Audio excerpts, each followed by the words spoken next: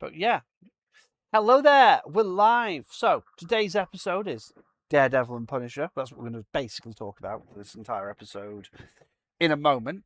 As you may have noticed by if you are now watching the live stream on YouTube or on Twitch, as my lovely friend Jax will be monitoring the chat as normal. Because that's what Jax's job is in this podcast. We'll be monitoring the chat as normal. I should have already logged that in, shouldn't I? I should have been more up to date. Look at Jax. He's just not doing his job, is he, today? I'm not. I thought I'd get a day off, but apparently no. You don't get days off in this Jax. You don't get days off. I know. It's terrible. Absolutely terrible. I need to get a union. You don't have a union, Jax. I know. That's why I need to get one. You have a Union Jack, but not a Union Jax. But yeah, you may have noticed we have a brand new avatar for the channel. I know, right? Brilliant. I know, and more lively than the actual person it represents. You bitch. I am lively. I would argue, but lively is a very, very buoyant term. But yeah, that is our first top of the deck. It's our new reveal. I have now officially, the channel has now officially got its own little avatar. It's officially official. It's an official avatar. We did talk about this last week on the podcast, I believe. That's why last week's podcast was so different. You should now be able to see when I'm actually talking a little better, a little easier, because the avatar is going to rock about. And yeah. But yeah, it is indicative. What other thing I was also going to talk about is that I don't even think you know the reason why the channel is called Not Your Heroes, Jax. No. No, you don't. I do. It stems. It does stem. From wait a minute. What? I do believe I do. Wasn't it from a D&D game you had before me? No. Okay.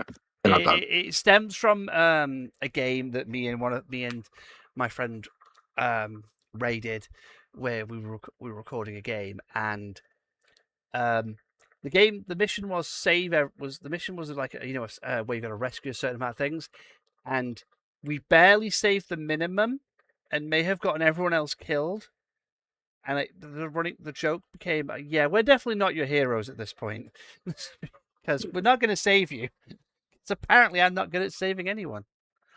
Apparently I get everyone killed. I mean, why not? But yeah. But yeah, in regards to everything at the minute, we're live. So we are going to mostly discuss Daredevil and fucking Punisher. We're going to talk about Daredevil first. I haven't rewatched it again. I kind of got distracted and forgot to.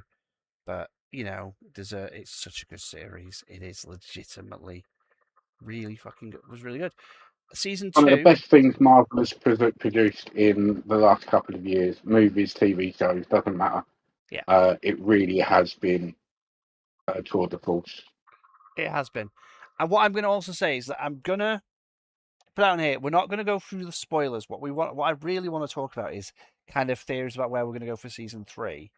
Mostly because, yeah, season 2 had a lot of, and like the bit that we both saw coming, I think about episode 2 with the psychiatrist from the first season, that we both were like, yeah, that we know full well who she's about to become. And I think that the way they telegraphed that throughout the whole series was really well done. Also, well, yeah, I mean, that particular storyline in the comics, I really, really enjoyed. So I was looking forward to seeing the villain appear and big elements of his story being shown on screen. They really only touched on it particularly in favour of what we think is going to happen in season 3, and then redo the big elements of that storyline there.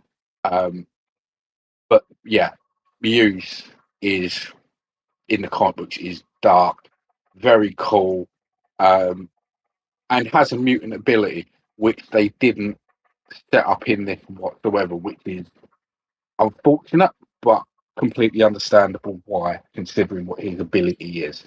And it's very, very Daredevil specific. Oh yeah.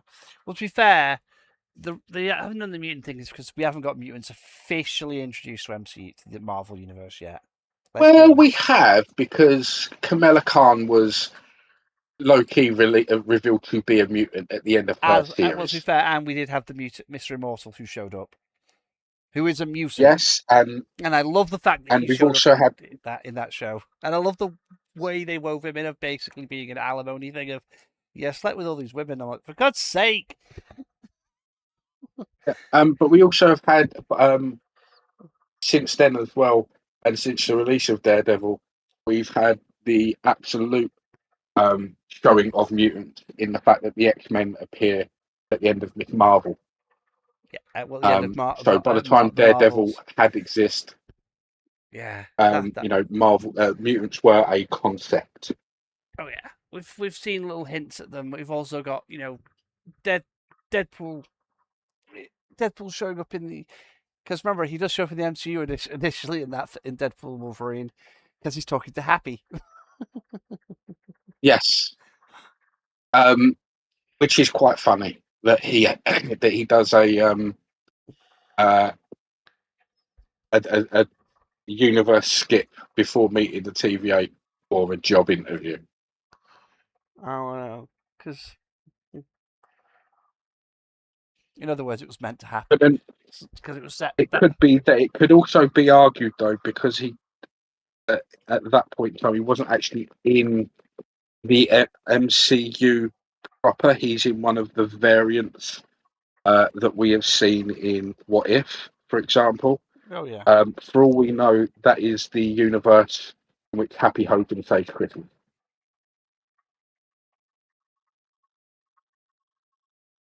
It should be quite funny. But yeah, what I'm mostly excited for, and going to be excited looking into it in a moment. Basically, what I'm most excited for, let's be honest, in regards to everything, is for Daredevil. The main thing I was enjoyed was I think you knew full well which scene I was waiting for so badly for it to come on. Which scene, you know which character I was waiting. So I was so excited for when they showed up.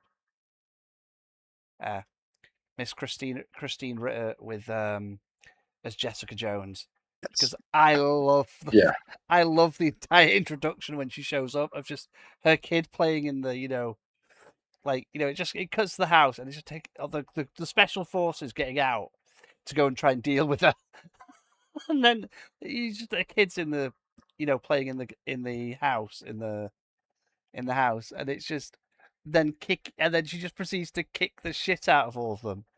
One of them throws a grenade through, and the kid's just holding it, and then she goes, "No, don't play with that." Don't play with that, honey. It's dangerous. It's just like such a good film. I can't. It's such a good scene watching her beat, just because it's like I'm glad that the guy that wrote the Daredevil Netflix series got to write Born Again 1 and 2, and is writing season 3. Yeah. No, we are trying desperately to avoid spoilers. We're just discussing ideas of where we think of mostly theories at this point, and just little scenes that weren't story intensive, scenes that were like the little things that made us happy to watch this show. Because all honesty, like, what was it? Seeing Christina Ritter back as Jessica Jones, that was in the trailer. It was like we knew it was coming. That bit made me happy. Seeing, the getting to see, getting Matthew Lillard in it. It was fucking hilarious. I loved him. was very, very good. He's so good. He's such a good actor. I love him. He's it's quite funny because he's talked about this himself, that for a long period of time his career was kind of in the toilet. People would come up to him and say that he in public and say that he was a great actor, they loved him, he should be doing more. but Hollywood had really decided that he was only going to be Shaggy, and that was it. Even though he had already done some great films, but more I importantly, mean, I'm sorry. I will always remember he's him really as the fucking reason As Stu uh, from Scream. I will forever remember that's him exactly what I was as. going to say. If it wasn't for his character and the way he played his character in Scream, there was no way there'd be a Scream franchise No. because I mean, most part of the idea of that film was kind of a parody. It was kind of not parody, but it was very much a mirror to scary movies in the same way as Watchmen comic book was a mirror to the comic book industry. Once you'd made it, you couldn't do anything quite like it again. You had to go to that next level, or do something different. Uh, Oh yeah. but just how that especially he portrayed the villain, made it so they could actually do a universe that spans 8, 9 films and a TV series. Um, and yeah, bringing him back, yeah, I mean, he's just a great actor, and he really is now getting a chance to shine again, thanks to things like this and Five Nights at Freddy's. Oh yeah. He plays a CIA agent. It's just like seeing basically the beginning of the second Muse. That I'm predicting season 3 we're getting Muse 2 as the villain. I do predict that. But Yeah, I think that's pretty. I think that's pretty on the button on I that one. think what they realize is because it's it is the biggest disappointment in season. Muse is a Daredevil villain who is a serial killer, and the one person that broke Matt Murdock. Really did, yeah. I mean, there are other characters that have broken his psyche in the past, um, uh, but by this point in his comic book run, when Muse appears, uh, he had worked through a lot of stuff. He'd gone through the death and rebirth. He'd done prison times multiple times. He'd started to work himself out, and there wasn't much that could really, really break him anymore. And Yeah, in the comic books, this was a time now where he actually got to the point where he was taking on a sidekick, uh, and that kind of a character. If you'd read through his books, you'd realise there's many reasons why he didn't want to pass on a yeah. legacy or his skills to anyone else. It was damaging him, I will and say he'd worked out all those. that this the only the end credit. The will say the only thing is that partial spoiler that isn't a spoiler to the plot. It's just a spoiler to me seeing a character that I genuinely enjoyed seeing back. And I think you know which one I'm on. What I'm on about is seeing the A-list investigation sign for with Jessica Jones at Yeah, the last bit, and then watching Luke Cage walk in, and I'm like, you did what I wanted. You gave me both of them back, and it's still going. Yeah, Danny Rand didn't happen. Danny Rand isn't here. We're not acknowledging Danny Rand. yeah. It's just like It my really is please don't. funny that has been kept quiet. I mean, even when there was a slight conversation there. Once again, this isn't a spoiler. There was a little conversation between a couple of characters about the time when they all met up, um, and even then, it's kind of kept to, yeah, there was a couple of us. Yeah, But Jessica we'd Jones already had is mention of Luke Cage. We'd already had mention of Jessica Jones, yeah. but we're not going to mention Danny. Danny No, Rand. we're not mentioning Danny Rand because no one liked the actor playing him, and I honestly, genuinely, he was not the right cast for that actor. Jessica Jones is a Marvel superhero. She's not a mutant. She's a mutate, technically, isn't it? Is the term they give for people that have got powers after Yeah, they were born through like science or some yeah, way. It's kind of in mutant. the very much in the same vein as a Deadpool type character. They weren't naturally, they didn't naturally have mutation powers or powers at all, No and were given them due to interaction with mutant blood or science experiment. Basically, it was Jessica's one. science experiments on mutant abilities. Yeah, Yeah, Jessica has superpower, has super strength, and is not invulnerable, but is pretty damn hard to beat the shit out of. Yeah, Yeah, you saw she. Iron Fist, the guy that no one wants to acknowledge existed, because Danny Rand is just no, go away, Danny, we don't like you. The only thing that came out of his series that was any good was Colleen Wing. That's the only part of that was good. Yeah. It was just Um. it is the entire series of Born Again season 1 felt like a love letter to everyone who watched the Daredevil Netflix show and all like every season of it, because you've got these established characters and Vincent D'Onofrio. It's like you were saying last week, Charlie Cox, Vincent D'Onofrio, Tom Holland. Some people might disagree with me on Tom Holland, but I will say Tom Holland over Matt and Andrew, unfortunately. Um, over Toby and Andrew. Yeah.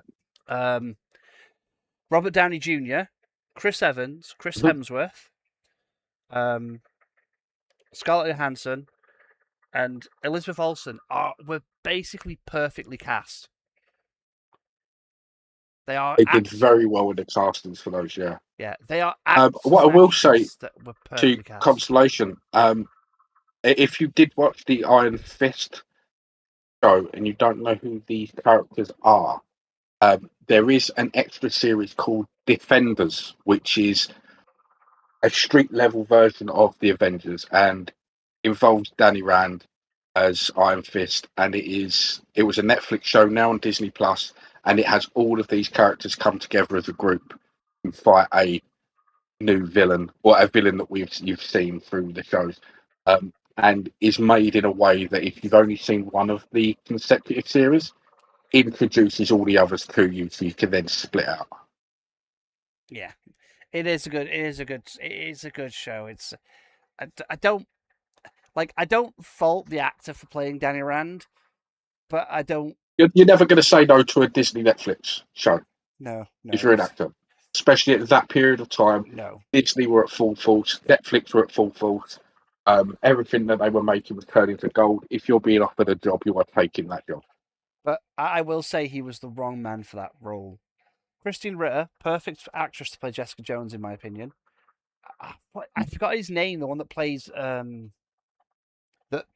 Luke Cage. I forget his name. Oh, he's in so much stuff. I don't.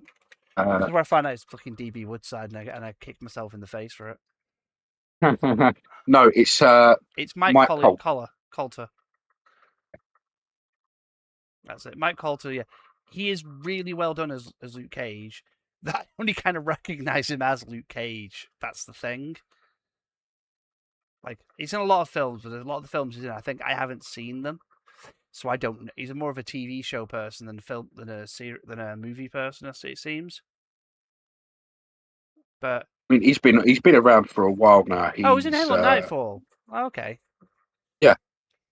and Men in Black 3, Um, which I did not notice him in. do you know what? I wouldn't have remembered him in that at all. To be fair, he was in. Weird enough, he's worked with Tom Holland in Skin, which was the one where he plays the neo-Nazi. Um, a lot of people might remember him from the Kevin Bacon series, The Following. Yep, fair. Um, and he was in something else really big for a while, and I can't remember what it is.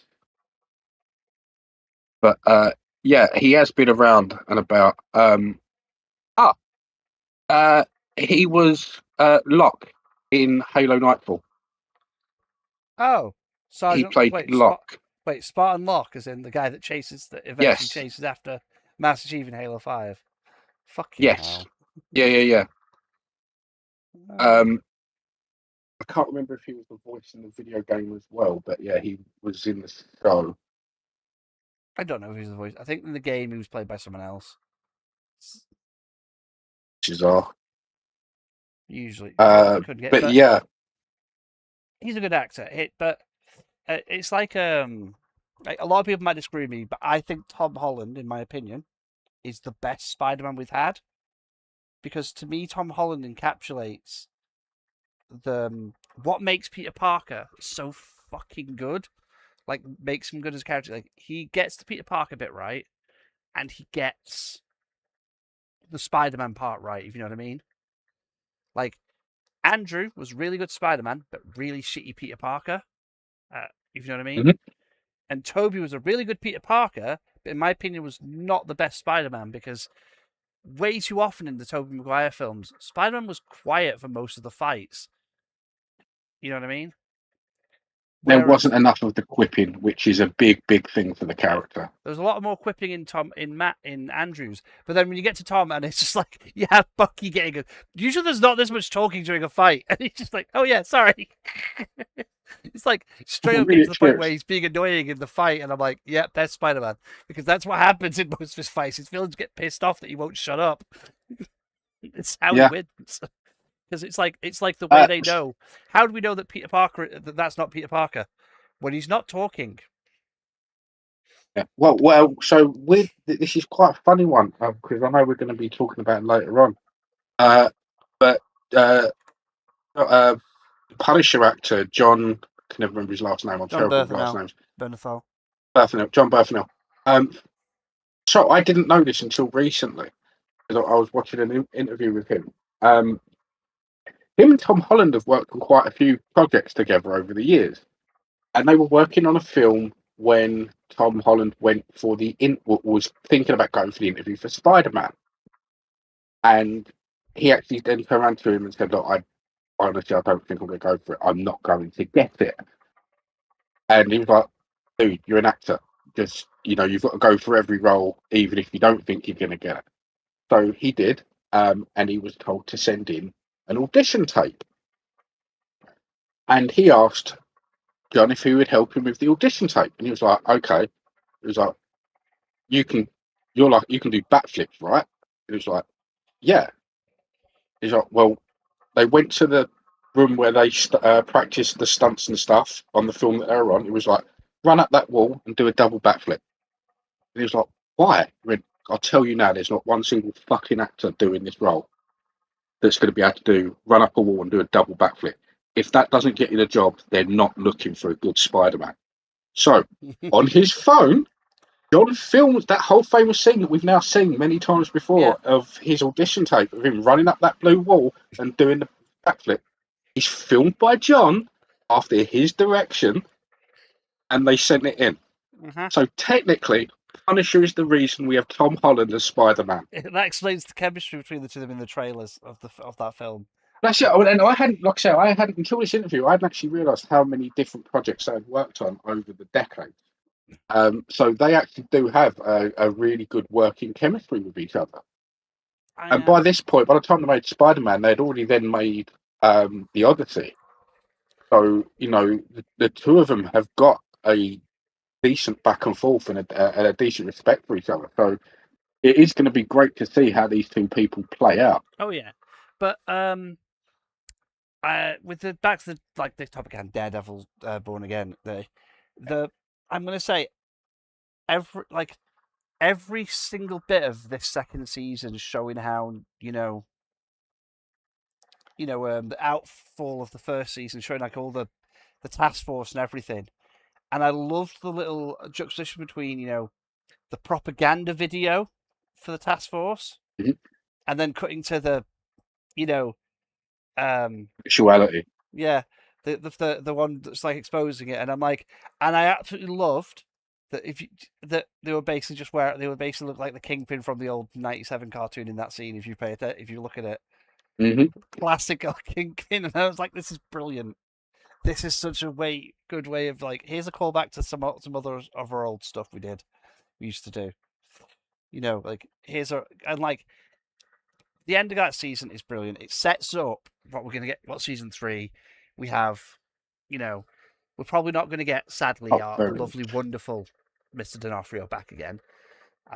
I love him to well. bits. I love him as him as an actor. He is fucking amazing as the Kingpin, as Wilson Fisk. Like there is no So one to else some that could extent, we better know be. he is coming back Yeah, because possibly. leaked footage of stuff that he has recorded with for Marvel um, has him very dishevelled in Manhattan with the beard and all that lot. And what we know legally is that they're not allowed to have Kingpin in a film. So we know it's not one of the film things. It's not going to be something like Spider-Man or Doomsday. So it has to be for a TV project. Um, and chances are it is going to be Daredevil because that's the thing. Um, but like I've said, and I think a few people have actually said at this point, he can't be the focus villain again, not for a while, No, because we I have have a really feeling that if kind he of does reached show that up, that limit. bit that's been filmed is them at the end of the season teasing for the idea if they get greenlit to do another season. Could Yeah, be the mate, final yes, scene, very basically of possibly. him being, you know, New York disheveled and everything. It's like, why is he back? Something has happened to allow him to come back. Yes, but yeah, like I say, there has been already leaked imagery of him back in Manhattan doing something, but Yeah, as a dishevelled, bearded character. but yeah, in all seriousness, the villain has to be Muse for season 3. It has to be for the main villain for that season, even if it's like 2 villains and one's first. Also, I will say, Bullseye in this entire season was fucking hilarious. Was so Uh, very, very good. It was so well done. It's just like I fucking love. I'm like, I am so glad that they got him back from from when he showed up in the original Daredevil series, and like, yeah, it's Bullseye again. And I'm just like, and I'm like, I am so that entire scene in the diner was so good. Mhm. Just eating eating his like ice cream sundae. Yeah, I mean, that was just so good. I mean, one of my favourite things in that entire series was that segment. It is such a good And he segment. is one of the characters that I think could easily have a whole series or at least a special based on him, Well, especially with the uh, ending, with the ending where especially with he's, the ending. but also I I loved the little callback scene with the little flashback scenes with Matt and Foggy. I did love that. Yeah, I also like that, yeah, that he's in the season and they didn't undo what happens in episode 1 of the first no, a season. lot of because the credits for a lot of the episodes had been leaked and released. We knew that he was credited in a few later episodes. And a lot of people worried that they were going to undo what happens in that first episode. Hmm. And yeah, rightly so that they didn't. They kept it quite dark, Yeah, but they very did well it done, well with very that. emotional. They did not accidentally go, oh yeah, he's back. What? No, don't do this. Don't Yeah, do this. We're not, it don't. really would underlie the changes that happened to Daredevil and Karen and everything because of it. Yeah. I was so happy they didn't do that, and it was like, yep, cool. This is brilliant. You've done this in the perfect way of having him be showing us the years we didn't see of him and Matt before they, the beginning of Daredevil when they'd formed their own, company, like when they were ADAs and stuff. Mhm. And One like, thing I would have liked to have seen, especially since though we know what part of the um, storyline is for Spider-Man now, is some sort of conversation or at least hint towards Elektra coming back. Even if that isn't something that they were planning or something that is in the works, the fact that we know the Hand is appearing in Spider-Man, that is always, Elektra is the woman that always comes back. She's always resurrected, um, so and is famously the head of the the Hand Hand. for a very But long so, period of time. have you seen the newest trailer for the Spider-Man film? I have, The one I sent you yesterday, where I went, "Oh my god, he's back." yeah, You know which scene I'm on about in that trailer. That scene was so I good. am. The fact that you've got Peter going, Bruce, Bruce, and it's like, oh shit, there's not the actual Hulk for the first time. Like, oh god, the fucking Hulk act, not Professor Hulk, not you know, not like thinking Hulk, actual just, oh shit, that's the actual Hulk. Oh god, Yeah. run. What we don't know is what version of the Hulk we are getting, because there has been a lot of speculation, because people might not know this. There are different iterations of the Hulk, There are. and the different iterations are very much dependent on his base Well, power so level. the thing is, it's Um, 5 years after No Way Home, right? We know yeah, that. And in that trailer, there's a line that strikes me as a bit that's a bit worrying with what Banner's saying. If you see me without this on, run. yeah, Which makes me um, go, oh, that's the OG rage-filled Hulk that he's got. yeah. Something's So happened, and a lot Banner's of us filled with hoping for, rage. well, a lot of us are hoping we're going to see Savage Hulk, which is the more rage-based animalistic version where it is just smash and grab. There's Oh not yeah, much that's what it feels. of That's what talk from the down. trailer it looks like. That might be the part version we're getting is Hulk just savage, and which might be why Banner is wearing, the thing to suppress the gamma in his blood. So yeah, I mean, so like I say, so what a lot of people, even if you're not big comic book readers or big Hulk fans, something that gets missed a lot is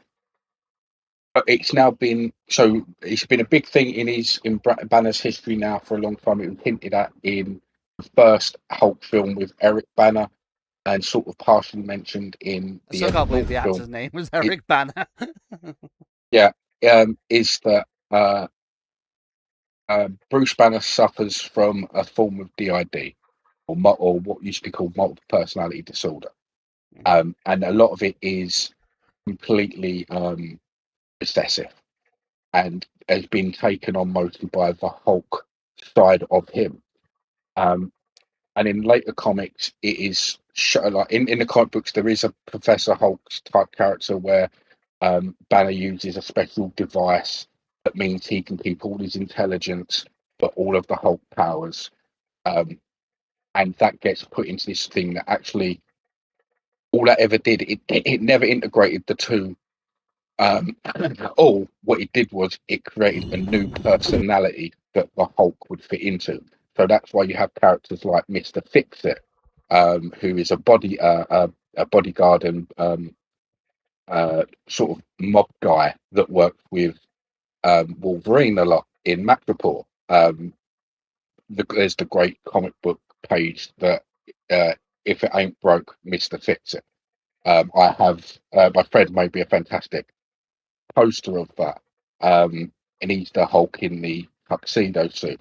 You have Savage Hulk, which is the sort of just all-out rage filled. You Hmm. have Maestro, which is the intelligent Hulk, mildly intelligent Hulk, but with absolutely no compassion. Yep. You have Worldbreaker Hulk, which is one of his more powerful ones. That means when he's Worldbreaker in his isn't Hulk form. Worldbreaker's first appearance the aptly named comic World War Hulk, Yes, so this is after the because events it's where of the what we Illuminati would. decided let's send the Hulk away because he's a danger, so we're going to send him away, and then he lands on Sakaar, Yes, and so basically, yeah, in the films, this would be the period in which, after Age of Ultron, um, the Hulk the Hulk flies away in the Quinjet and ends up in Sakaar. In the yeah, comic books, this is at the beginning of the first Civil War event, and if they all the heroes on, well, it's not just the Illuminati; it's actually heroes on both sides of the conflict of Civil War as it's starting up. They were like, we can't risk either side having Bruce or the Hulk take a side, no. because if that happens, it will only be death and destruction, and then there's going to be no way back. So both sides pretty much decide that Just they're remember, going to send Bruce and Banner away just in a remember, we ship still and give try and Reed kill him. Richards his 37 pieces of silver. Yeah, but like I Back say, I in. mean, this is a both sides thing. Like there was no clean hands in the comic book, really. No, there were Um, not. The Civil War in and the after, Civil War comics, like Spidey reveals his identity to the world. Aunt May gets shot, and then we get the best fucking little after the Civil War ends. We get the best moment. Like when the Back in Black is one of the most brutal comics. And what does because Kingpin hires an assassin? What does Peter Parker do? Oh, I'm not going to put the costume on. I'm going to go in the prison and beat the shit out of you Yeah, without the yeah. I costume. mean, And I'm not going to that hold is back for once. Uh-oh. To which the Kingpin just got beat up by a kid and is like, and what it's you're gonna so do. What you're gonna do? A kid from Queens beat you up. Is that what you're gonna tell people? If you tell people that, you know what's gonna happen? Everyone is gonna come for your head. But you're not. You're no longer the most scariest person in the room if a kid from Queens beats you up. yeah. So Spider-Man what didn't you do gonna this. do? Peter Parker did this. Yeah. That's how terrifying that entire scene is. It's like, and then it leads to One More Day, which is the comic that we got in film. And the way they did it in the film is such a good way of handling it. But I'm fully calling it that MJ's boyfriend's name is Paul. I'm sorry. I'm just calling Well, it I now. would be interested if her boyfriend ends up being J. Jonah Jameson Jr. That could be another one. But I fully because call it that being is something Paul. that happened in the comics. I call it being Paul because everyone loves Paul. Because we have to humiliate Paul at one point in the films because that stupid writer's self-insert love interest for Mary Jane after Yeah. One More Day, and I love that now every comic since that guy has left is basically something bad happens to Paul because everyone's like, you don't put self-inserts like this. Well, here's the thing. Because I know a lot of people still think that what we're getting in this movie, I know we're skipping a bit here, but in the new Spider-Man film is the mutated Spider-Man. I don't so much anymore But because, well, I do kind of, but the way he was speaking about it in the new trailer, legitimately in the new trailer, the way he was speaking about it, I'm getting more aggressive, and then my brain went, "Oh shit, are they actually doing the organic Venom storyline?" so yeah, this is what I said to you now a couple of months ago from just some of the bits that I'd seen. But now, especially within what we've seen in the new trailers, because if you look, they're already showing the black eyes, which to me, yes, that could be the mutated Spider-Man where he again gets the loads of eyes, but also, that could also be the Venom symbiote taking over.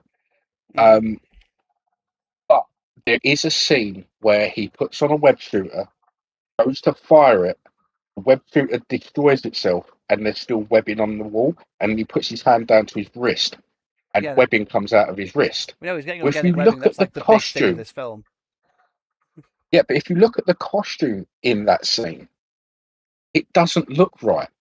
And I'm wondering if that's because what we're seeing is a recolored costume, the way we have seen them redo stuff in the past, and that's why it doesn't look right. And in fact, in that scene, it is a black costume that they've then Oh, redone over to make it the red and blue. oh. The weirdest thing is, you know how you're going about J. Jonah Jameson's son? What if the bit we're missing, like the opening bit of this film, is the space crash from the cartoon? Well, I know. I think what they would do. This is me. I think what they would do is that in this, J. Jonah Jameson's son is a scientist, not an astronaut, because we've Oh, already you mean got the ultimate the version Venom of Venom, which symbiote. is the We cure to cancer Yes, instead? yes, and we've got because we've already got the Venom part of the Venom symbiote in the MCU, thanks to the end of the second Venom film, Even though the or third Venom the film end of basically the shows them well, collecting it at the beginning of it, which makes no sense. yeah. It's such a fucking weird. So Don't. well, there has always been argument over what universe we see them collect that in, and if there's not actually they collected one in the Venom universe and one is floating around still in the Marvel universe, or if you But actually at the same because the time, at person the that end of collected it Venom was 3, Mordo. the end credit scene, we see the dude leave a cave Hmm. looking disheveled, which makes me think that, yes, they collected part of the Venom symbiote, but I reckon that the other one at the end is the bit in the main MCU where we see is the guy leaving the cave because the symbiote infected him and started looking for Spider Very Man, since possible. that's what, because quite literally, when Venom spots him at the end of, the end credit scene of, um, at the end credit scene, that's, like the linked bit between the two. where it literally Yeah. goes, like, this kid, I know him for some reason.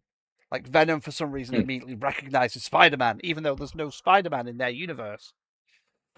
It's So, like, it's and like so I mean, this comes to the point where symbiotes have this weird multiversal knowledge. yeah. And, one of the big things that they made very clear in the Venom films is that if they're not connected to someone biologically compatible, they drain them.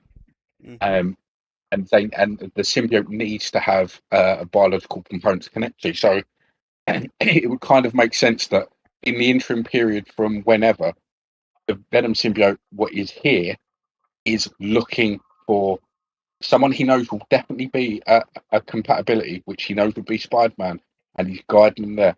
But like I say, J. Jonah Jameson in the comic books was part of the reason, and in the animated series was Hmm. part of the reason of how Venom got here.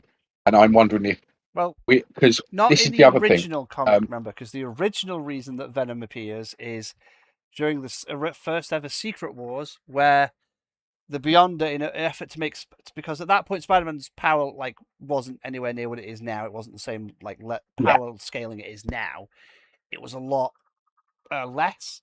At that point in the comics, this was the Beyonder's way of leveling, making him match the levels of Captain America, Iron Man, the Hulk, and all this by giving him a black suit, giving him the black symbiote suit. It's like, which he yeah. kept I mean, after the Secret Wars. the origins have been befuddled around a lot over the Yeah, years. I think the My common one personal in modern favourite, comics is the Jonah my Jameson personal one now. favourite, yeah. Like I say, my personal favourite is it links to Secret Wars, but it's all because Deadpool was being a dick. Um, Which is just, let's be honest, Deadpool's being a dick, but Deadpool loves Spider-Man. We all know this. yeah. Those two So I need to be mean, in a yeah. film together. I'm sorry, but I need Ryan Reynolds as Deadpool and Tom Holland as Spider-Man in a film, because we Apparently, know that film would be the silliest shit ever, with Deadpool constantly flirting with Peter. Just like, no, stop it, or constantly, Wade. constantly calling him Toby. Um, Yes, or Andrew. Just calling him random fucking names, random other Spider-Man actor names every 5 minutes. if the leaks from Doomsday are true, Hmm. we are getting Deadpool in Doomsday. If they're So true, I'll that be is happy one because step towards I, those two meeting. yes, we need those two. We need those two to meet because it is a big thing in comics wise of Deadpool and Spider-Man. Like Deadpool just treating Spider-Man like he's his boyfriend. It's just like, stop it. The two of them are just funny. They're like, they're best friends, but it's like Deadpool is just absolutely hilarious. I love Deadpool to hell with Spidey, because it's always They Peter are a trying to go, great, stop killing people, but it's fun. yeah. And then the whole argument of when there has been at least one reference of Deadpool saying, "Why are you copying my suit? But your suit, it's my suit. You're just in red and black as well." Yeah. Oh no, it's just like, I love the two of them together. They're just hilarious Yes. characters together, because it's like, I have the ability of precognition basically, and you have the ability of just being completely random and breaking So the we've fourth got wall. there is a lot of stuff available to us there that is going to be fun. Oh yeah, I'm most excited for the X-Men, but like Daredevil, loved it every single bit. Season 3, I'm predicting Muse as the bad guy. I want to see how Matt handles his new situation, because that's going to be fun. Without spoiling what it is, I'm genuinely can't wait to see how he handles that situation, and how Yeah, that's going to and tie like I into said, new I'm season. hoping they find a way of giving Muse. If they do Muse 2, which I think they are going to do, I'm very intrigued to see if they find a technological way um, to imitate his powers, because that could be done, or if the character that becomes Muse 2 somehow gains powers. Well, it Because could one be, of the great things of um, the Doc could have that power. She's just never used it. very true. I mean, so the main powers like a lot of heroes get You anyway miss, as a you base can't, you standard is super strength and super speed. Well, enhanced strength, enhanced speed. Not really super. They're never going to outrun the Flash. They're never going to Well, outrun Quicksilver. Quicksilver, and they're never going to outpunch Quicksilver can't outrun bullets. Superman, or or outrun Superman. Sorry, outpunch Superman or outpunch Thor. That's not their ability. But honest, they're going to be they can dodge a punch from Spider-Man. They can give a good punch to Spider-Man, kind of thing. Yeah, But their two main abilities, which is, I think, they're technically the same, but not, is imperceptibility, which means if they don't want to be, they don't get noticed. The other one is the ability to absorb sensory data. So if you're trying to see or hear or smell that character, God, they can turn that ability off. And that's what makes them a great villain for Daredevil, a great villain for Wolverine, a great villain for so many others. Because a lot of them that have enhanced senses now can't use them against him. Oh yeah. And for Daredevil, that is a big problem. Oh yeah, it's going to be interesting. Well, the imperceptibility you can easily have, and also, Kat, you just missed us gushing about the Spider-Man theories and shit we've got for Spider-Man mostly, and talking about random comics such as the original Civil War comic, in which Peter reveals his identity. Aunt May then gets shot after it is over, and then Peter beats the crap out of the Kingpin while just being himself. And then we were on about Street clothes. Just street clothes. Just street clothes, and basically threatens him to the point of the Kingpin realizes that he fucked up. It's like, you might know. It's like, I think most of other Spider-Man's other villains realized at that point, we might know who he is.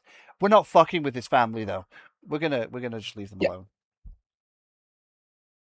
But that's kind of the era where even Dr. Octavius is very much, because he has already worked out who he is. And I could be misremembering this, but I think he has a conversation with Norman Osborn, who knows. And he's like, and he tells Dr. Octavius, and Octavius says, "Yeah, I know. And are you really that stupid that you're going to go after a family member? How many family members of yours could he go after? Because he knows your identity as well. Everyone knows your identity. But and I ain't going to do it." And then I think it's a little bit later on where Octavius is actually seeing Aunt May. Yep. And Norman Osborn makes a comment. He's like, "Yeah, you might be. I will fight you for this. I will cause you a problem. But still, I'm not your biggest problem. Parker is going to be your biggest problem." Fair. It's also the point where Doc Ock starts having a respect for Parker, though. That's the funny part. Because the thing is, a lot of people forget is Doc Ock, even like in the film, like the Tobey Maguire film, in the cartoon, like the bit, the cartoons, in the comics, his origin always been the same. Of it's him doing an experiment and Peter being there, and he respects Peter because Peter's a scientist and he understands Peter. So him finding out makes him respect Spider-Man because he understands that he made those web shooters himself. He's using it's science. Yeah, especially after the Spectacular Spider-Man, Superior Spider-Man storyline. Yes, you get the whole different thing as well of like Octavius going, "Oh, I've seen how strong you are. I didn't realize you had to hold back so much. Otherwise, you could do a heck of a lot of damage." So yeah, Octavius is a weird one. He's a villain because he's a villain because unfortunately it's his nature and he can't change it. But yeah, he kind of reminds me of. I know we're going off track here, but he kind of reminds me of. There's a great storyline in the Batman book where you find out that, and this is set in the future, and there's an elderly Bruce Wayne and an elderly all the others, and Penguin, he comes up to him and he's like, "I know who you are, who you were, Bruce. I knew you were Batman, and I've known for decades. I heard all the other villains talk about all the things that Batman is, and I worked out it was you long ago. And I want you to realise that I never came after Bruce Wayne, because if there was no, and even points out a few times where he stopped other villains from killing Bruce Wayne through different things, because I realised one thing: there's no Bruce Wayne. All that's left is Batman, and if all that is left is Batman, we were all in big trouble. Yes, I because that's want what you he's to done. remember that. If there's no Bruce Wayne, he And doesn't have to maintain the fake lifestyle and yeah, appearances. he doesn't. Yeah, He'll and be there's also Batman no 24 fucking 7, and you will be beaten the shit out of 24 yeah. 7. There will be no crime. And at that point as well, like Bruce Wayne, even in his wheelchair, fucks over the Penguin, and he's like, I could still say something. He went, but you won't, because I'm still Batman. Um, and that's kind of the same, like sort of the same level of respect and fear that Octavius has really for Parker, because it's like, if anything really happens for you to break, there is nothing to stop you from breaking all of us. Nope. It's like the joke is that if the Joker met Peter Parker and realized how shit his life is, he'd be wondering, why the fuck are you not insane? My whole Yeah. theory just broke. My whole theory I broke. mean, Why? Because this man is like, his face I've continuously mentioned this everything. comic a million times because it is one of my favourites. Spider-Man: Dark Reign. Um, tragic future story. But there is a bit in it where Octavius is long since dead at this point. But he programs, if ever there's a time when Spider-Man is needed and Parker's not doing his job, he programmed his arms to do whatever was necessary to bring Spider-Man back into play. And in this case, he pulls the corpse of Mary Jane out of her grave and basically puppets her for a bit. And like that, and then Parker gets a story of why he needs to be back in the costume. And it's dark as fuck, but it makes the argument that Octavius has in it is true. It's like right now is that we don't need. I mean, the people need the friendly neighborhood Spider-Man. The villains need you to be angry. They need you to be upset, and they need you to be willing to do everything you've never been willing to do before. So if this is your trigger, take it. Mm-hmm.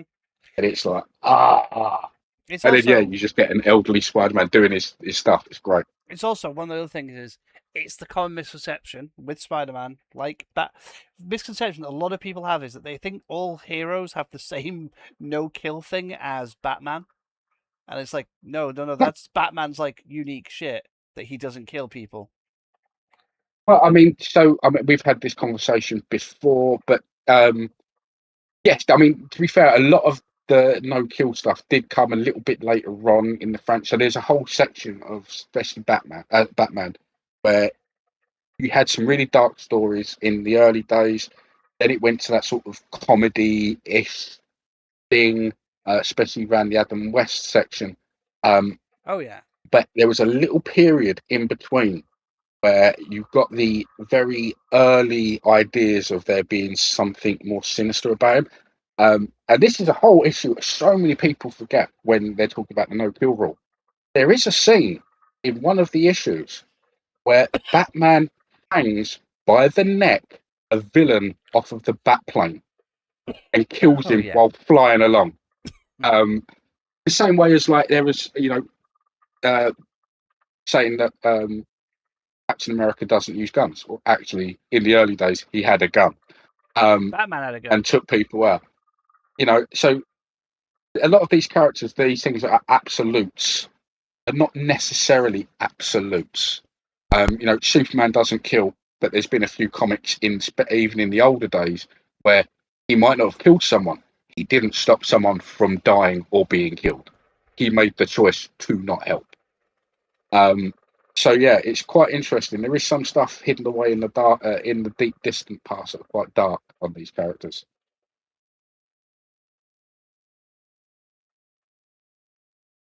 Oh yeah, but it is. Yeah, I'll agree, Kat. I'm excited for which Hulk we got to go with as well. It's going to be interesting to see which Hulk we go with because I'm hoping 100. for Savage Hulk finally, which would explain why Bruce has that thing in his arm, and it explains why his exact warning is, yeah, if you see me without this thing, run, To which Peter immediately starts running when when the thing breaks because the villain. Which villain is it? Because I can't remember a Spider-Man villain that is capable of taking over people like this. Well, this is there's not really meant. No, I mean you're right. That's why. We kind of now know that Sadie Sink is Jean Grey. There has been a few toy leaks now that have kind of all but confirmed that storyline. So Wait, toy leaks? Where? I haven't seen these. the Funko Pops and there was something else that have now basically leaked, showing certain things.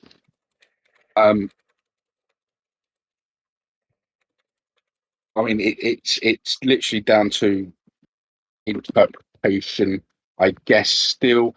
But yeah, like I say, all but confirmed. So it's possible that it's someone that has the ability, not necessarily to control Jean Grey in a mental capacity or to take over, but has the ability to blackmail them.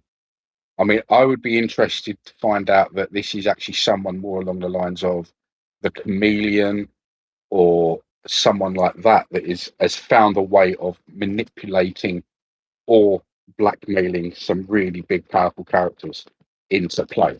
Because Gargan's involved, Matt Gargan. Did you notice in the trailer, by the way? Right? You know how you were saying about you reckon some of these guys are going to be stuff that we've, from like the beginning of the Fantastic Four, the whole montage of characters? Did you notice Gargan in the trailer goes, "Miss me, Webhead"?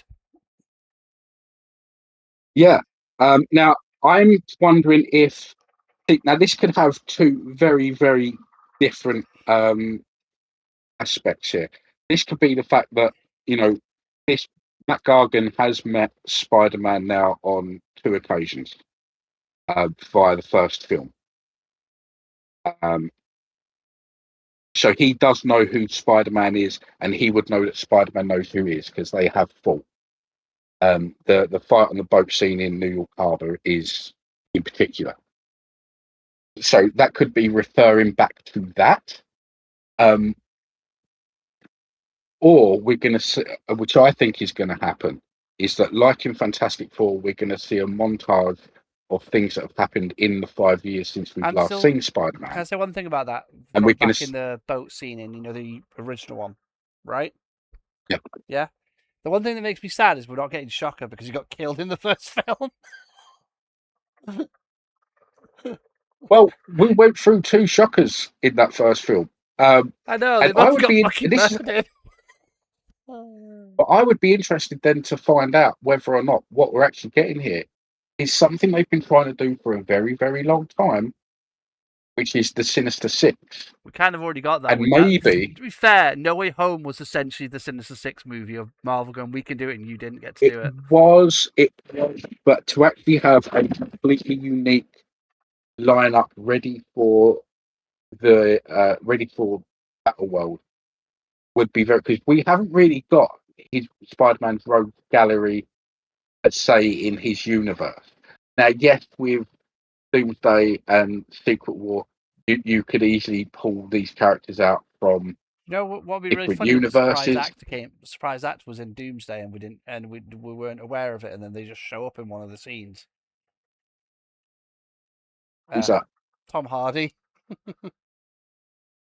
Well, I mean, this is where a funny thing if suddenly we see Tom Hardy in Venom, and you have Venom to argue with Spider-Man. It would be hilarious in Doomsday. Well, there is a scene in the trailer in which, once again, this goes back to the same sort of trick that they did in Far From Home, in which they had this scene of all the villains fighting, and there was that big gap. Oh yeah, and you so know, the big gap in the first trailer. I think personally, I think the thing underneath is the Hulk at this point, and I have a very bad suspicion it's the Hulk underneath going, "Oh, very possibly." But then, yeah, but I mean that's it. I mean, to have the hand go up against the Hulk, you wouldn't need a Spider-Man there. But no, you wouldn't. But it might not be the Spider-Man. For some reason, it might not be Spidey trying to fight the hand. It might be Spidey trying to save the hand from the Hulk. Possible. Could But be then Savage Hulk, I'm and it's wondering, basically just gone on a rampage, and Peter's trying to stop him. I'm wondering though if this universe is going to happen. If they do go along with the Venom storyline or the Black Suit Spider-Man storyline, if partial way through you do get then the birth of Venom with their university version of Eddie Brock, um, and if that is Tom Hardy, then that scene there would be very different because you would have then Venom and Spider-Man swinging in to fight the Hand. And that would be a different kind of matchup compared to the I Hulk reckon if we fighting. get Venom, right? I don't reckon we'll get Venom until after Doomsday and Secret Wars, right? Mhm. Okay. So I reckon if what you think, where the web shooter explodes bit, and then he's like, looking at the suit that looks a bit off, and Yeah, right. I reckon if that scene is actually in the black suit, we will meet Eddie Brock in this movie. If the Eddie Brock of the MCU, yeah. yeah, in this film, but we won't get Peter out of the black suit until the end of Secret Wars. I mean, I would prefer it that way if I'm honest. I feel like they will do that, and then the next film, the one that we've kind of has already been like apparently have been that they're already working on, the fifth one, will be Peter out of the black. Will be Peter, finally getting rid of the suit, like partway, like say towards the beginning of the film. You know, basically, we'll have the whole bit where Peter's accidentally ruining Eddie's life, not on purpose, just accidentally,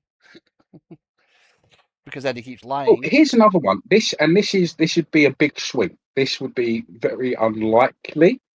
Um, but what if they are not going to go with it within the MCU proper? They're not going to go with the Eddie Brock version of Venom because we've kind of had the big storyline we've had in the Venom films is him going up against um Null and stuff like that, and the things with Null and the whole thing Are with you on about the Matt codexes. Gargan Venom? No, I'm thinking that Or what we would get in the MCU is Dylan Brock, yeah, his son would the work. son from this version's, but then you'd get his version of Venom, which technically is a lot more powerful, but the powers have been blocked for his reasons in the comic books, um, and is basically more of just a Spider-Man type character with a bit more strength and natural webbing. So the thing Um, for me is, I reckon if we get Venom, because the MCU is going to want to do it, and people are going to want. Let's be absolutely honest. I think a lot of us who watched the unfortunately horrifyingly bad Spider-Man 3 with Topher Grace as Venom. yeah, We want that fight. We want them back. yeah, That full-on battle between Venom and Parker. And I think the best way to do it is, introducing Eddie Brock in this film as when Peter's accidentally ruined his life. The one even funnier, by the way, if you're the one that's MJ's boyfriend, is the Eddie Brock of this universe, would be even funnier. Like, very oh possible. shit. But Because that would be the whole also at the moment, even more reason to hate him. Steals his girlfriend. also at the moment in the comic books, Hmm. in the current run of the comic books, Mary Jane Watson is very popular as Venom. Um, True.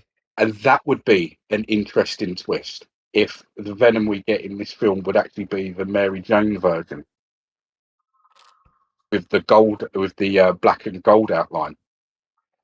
It would be interesting. The thing is, I'm hoping like you are, that the way the Venom, when they do the symbiote stuff in the MCU, is they do it is if it is in this film, it doesn't become Venom until the next Spider-Man solo movie.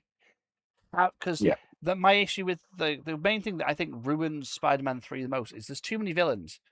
The studio wanted a new yes, Goblin. They wanted to do Sandman. The studio wanted a new Goblin, and then they also wanted yeah, Venom, and then they also were forced to add Venom yeah, in, and then Venom just ends up looking like Spider-Man but worse. Like, there's a reason that the three Venom films, as like, they're not the best Marvel movies. They're not the best films. There's a reason I love those three films. Venom looks correct in all of them. He looks yes, like the comic version of himself, big, muscle bound, and this hulking thing. It's like, because Venom is not. some skinny, look like Spider-Man but wearing a black suit with a mouth. That's Carnage. Is red Spider-Man with a mouth, basically, because Carnage is very thin compared Yeah. to Venom. But Venom needs to be like the big monster thing because it's the whole point of his.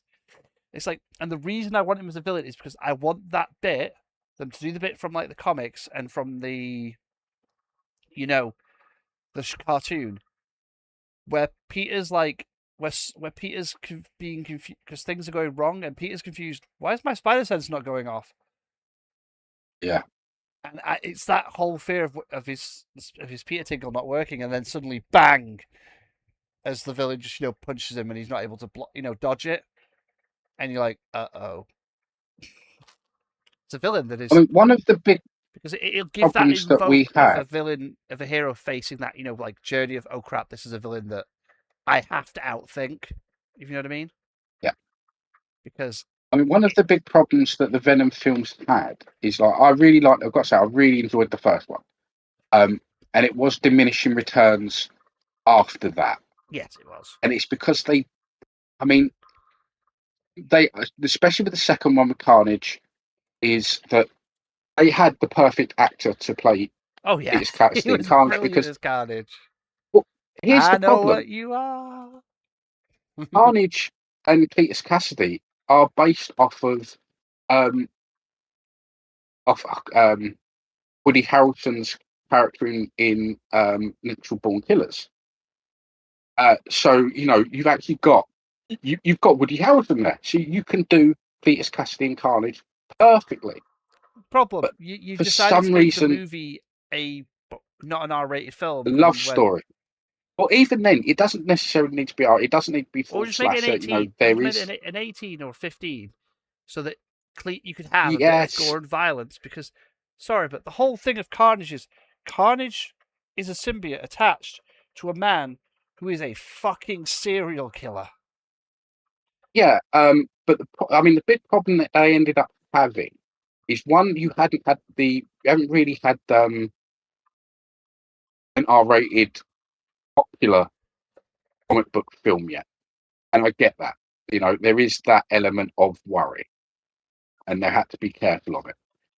The other issue is that for some reason they wanted Carnage and Cletus Cassidy to be a sympathetic character, and they wanted a love story for that character. Which is his love interest in the comics. But only as far as he can use her. Oh well, no. I do distinctly remember the Deadpool and Carnage comic where Deadpool ends up killing her. Carnage goes into a murderous rampage and tries to kill Wade. Yeah, true. But then also in the comic books, especially in the big Maximum Carnage storyline, he beats the shit out of her because because she slightly disagrees with him, and then goes off and does his stuff. That's why I can't remember the name of it. The doppelganger of Spider-Man, the one that has the razor blade webbing and spits acid. What, Kane? No, it's called doppelganger. He's basically her pet. And that's why they have to go off in their own little storyline together, because she's actually doing the emancipation of Harley Quinn style storyline of she's getting away from Cletus because he's being so abusive. And even then, like when she finally goes back to him, what's his name? Jax, what if we're both wrong about where this storyline is heading? And we're about to find out halfway through this movie that the Peter Parker we're following is the clone. That would be. That would be The Clone Saga. I would. I mean, full well. I mean, we've had this conversation. Ben Reilly is my favourite Spider-Man. So if they did a Clone Saga story, I would be so happy, because that would mean we've got a Ben Reilly in the Marvel universe, and you also know so many people be so fucking confused midway through the film. It's if we had a scene where there's Tom and Tom together, and it's like, I mean, yeah.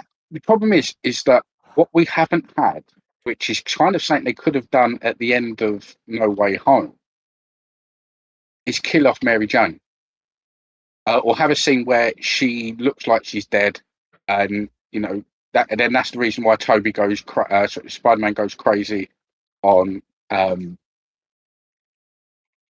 Green Goblin, and then all of a sudden she reappears, and he's like, "Oh, she's not dead." Then that would have been great, because at that point you could then go into the next storyline of there's clones. That would be a great clone side of the story. But I think with that in particular, that needs to be a two film. That is a part one and part two. One to have the big shock at the end of she's a clone, and then the big reveal, and the reveal of there's two Spider-Men, and can go off and do what he needs to do. Because there is so much like in it, because people forgetting that storyline as well. There is a great bit in it.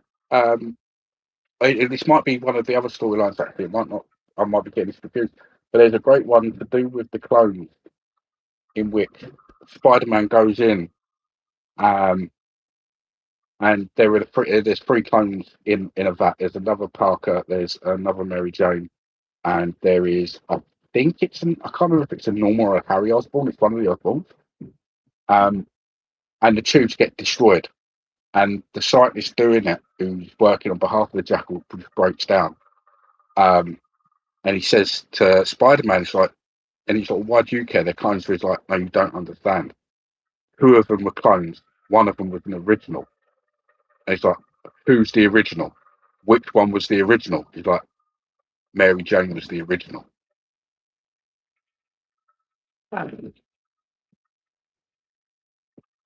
That would have been, and then you have it with from now on, the Mary Jane we've got in the MCU has been a clone and is still a clone, in the same way as it was from that, but technically from that version So on in the storyline. I'm gonna, this brand new day rumor of Sadie Sink being Jean Grey, Yeah. right? Because it's basically the person in the the hoodie and everything is her, the one mind controlling everyone. That's where everyone's going. It's Jean Grey, and I'm like, and then I'm realizing actually, if it is, if anyone goes, why is she not being a hero? Where's the X-Men? I'm like, it's established 616 doesn't have the X-Men yet, which would Well, it's established. It's kind of been established that they're not.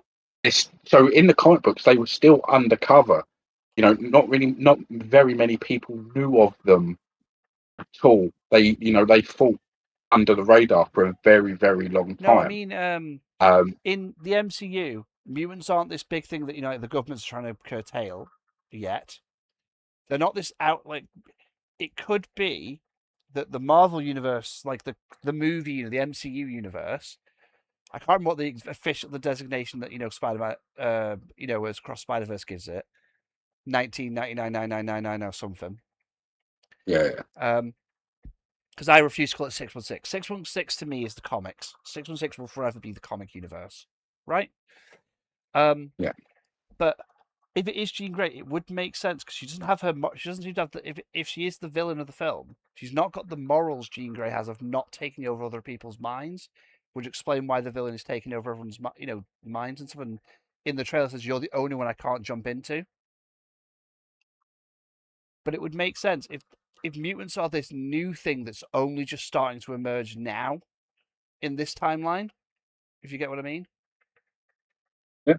It would make sense. Charles isn't here yet. Charles hasn't, begun to recruit them. So they've grown up, developed these powers, and probably been ostracized by people because they've got starting to get ostracized as mutants starting to become like this, prevalent, getting ostracized, and she turns to crime because there's no support system there. No Scott, no Logan, no Xavier, no no Hank. And it would actually be a brilliant way, I think, of actually starting the introduction of the X-Men, of having having them pop up as like that redeemable sort of villain, if you get what I mean. Initially, and having them, as like the teams being slowly formed of them, if that makes sense. Of them being recruited, because it's a more natural way of introducing them than suddenly revealing them. You know what I mean? Like they've always been there, but like this Black Ops team in the background, like originally. One thing I do know is part of. I mean, at this point, it's it's an open secret. So the way that the land lies within the multiverse of characters is that Now, Proton is in the X-Men universe as we know it after the events of One Division of Marvel, yep. and apparently the place that um, Steve Rogers ends up will either will become or he then somehow gets teleported to the Fantastic Four universe, which is why there's those clashes between the realities. Um, but what if and we know that one of the universes that's going to be clashing with the main MCUs is the X-Men universe. There's anchors from both to really cause problems. Mm-hmm. What if all of us are wrong, and even because the toilets are only partially an issue? What if what we see in Sadie Sink as is Rachel Summers Could be. somehow teleported to the MCU? The other rumor that surrounds her and that people think that she is Mayday Parker, and I'm like, huh?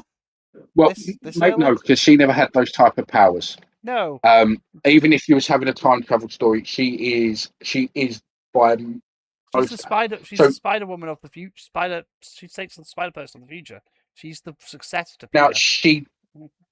she does have a power that kind of goes into that. She does have an extra power that Spider-Man doesn't have, that we have seen her use in the comic books, which is her version of Spider Sense is so heightened she can almost see future events, precognition. So in the whole family She can Spider-Man visibly see storyline, the where precognition, whereas Peter can only get the tingling that something bad's about to happen. yeah, his is reactionary, hers is Proactive. to like I say to an element full prediction. Yeah.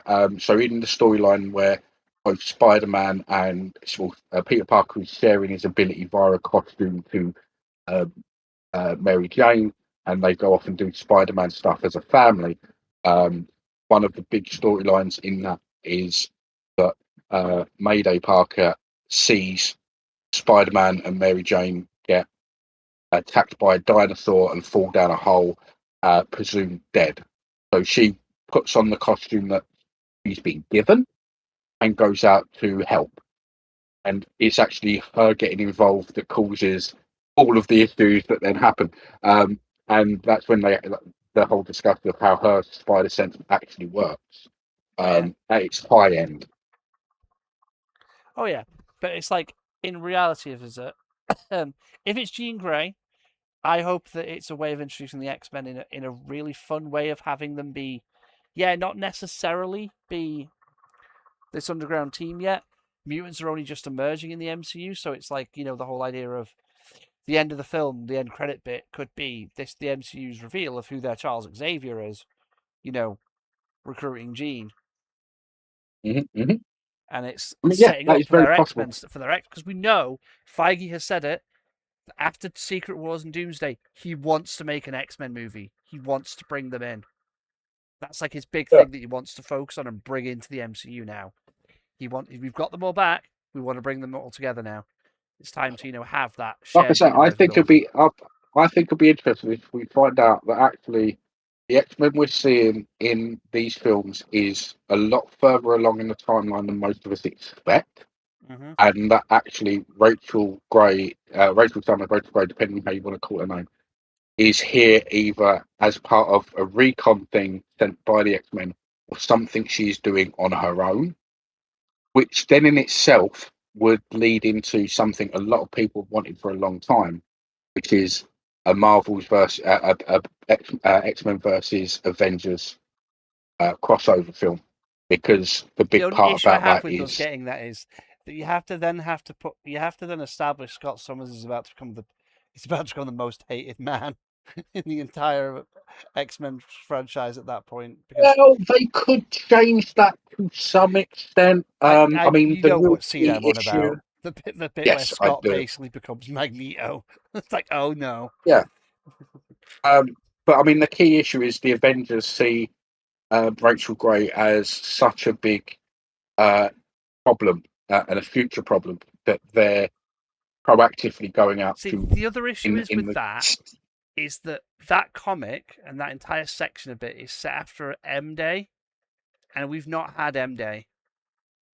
No, we haven't. Well, we haven't in the universe in the timelines that we've seen. But that's what I'm saying. I'm wondering if the universe we're actually going to end up seeing in the X-Men universe is so far ahead of what we've seen before, and is it is generally 20 years after the last X-Men film Oh yeah, in that adult timeline.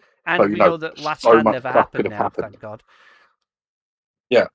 So I mean, there could be a reason why Magneto is sitting there talking to Xavier and talking about their It's losses very clear because from the actually it's after the event.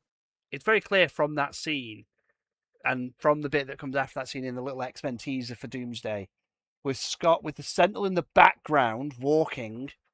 And the best bit about that entire scene, I think you know why I'm so happy why I was happy. Not only was Cyclops in comic accurate, blue and yellow spandex Yeah, that made me yeah, so happy. That Sentinel was purple and was purple, and was the actual yeah. Sentinel, There's not a the Sentinels from the couple of lilac. yeah. It's purple lilac. Now It was an I actual don't know. Sentinel from the comics, and I was like, yes, we're finally getting the actual I Sentinels, and I'm so happy. don't know how much you have read or have seen of the leaked team that came out. No, but at the Um, minute I'm kind so of trying to avoid Doomsday stuff until they start doing the Doomsday trailers. okay, so I won't say what I know so far then. Because I know that they But won't probably yeah. be in it like a lot, but I have a feeling that at least if we get a cameo of seeing one, Oh that makes no. me happy.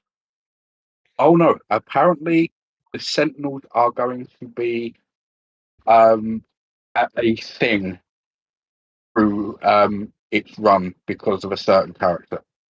Um All I'm most thing I'm and excited for in Doomsday is that there's one character that we both know I'm very excited to see back.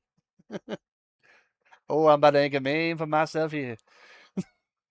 yeah, I am I so mean excited. I'm so happy to see Channing Tatum back as fucking Gambit again. Like, yes. yes, and we know, and without spoiling too much from the leak, Chad and Tatum is, well, we don't know which one it is. We don't know if it is the one that got the ring in his eye at the end of Deadpool, or whether or not he's the one that's naturally there. But he is on the team. I will confirm that he is on the X-Men team. I'm still hoping that I know it's not going to happen, but I'm still kind of hoping Anna Paquin shows up, just as even if a little cameo of just like, come on, give us. If you've put Cyclops in his costume, we're clearly going to get Gambit in his actual costume. Alan Cumming has showed the Yes, yes, he box. is. Which Alan Cumming has shown the box of the with the Nightcrawler costume, on it, and which is the red and black, the red and black costume, straight from the '97 in Yeah. the comics, and makes me so happy because we're getting Nightcrawler in his costume, which makes me very happy. And we know that if any of the other X Men that show up in it are going to be in those costumes, which makes me really want Rebecca Romijn as Mystique when she shows up as Mystique to be in the white dress. I want her Once in. again, so I want her in that dress. I want to see her actually in the not the fan service. She's basically nude all the time bit. oh, so I once want the again, dress. this doesn't spoil too. This isn't a spoiler, but yeah, in the release clip, she is in comic accurate clothes. Yeah. Gambit is in exactly the same costume as he was in Deadpool, and Alan Cummins has spoken about this as well. Um, and it's kind of obvious if you've seen him in stuff recently, Mhm. especially around filming time. This is an interesting take, but Nightcrawler has white hair. I don't mind that. To be fair, Um, it's just kind of a funny. It's Alan Cummings' yes, hair. Let's be honest. We just kind of can't. We just have to deal with it. I can yeah. forgive that. He's I can forgive that the only because thing that. he's Yeah. not. He's not as young as he was back when he was, Nightcrawler the first time.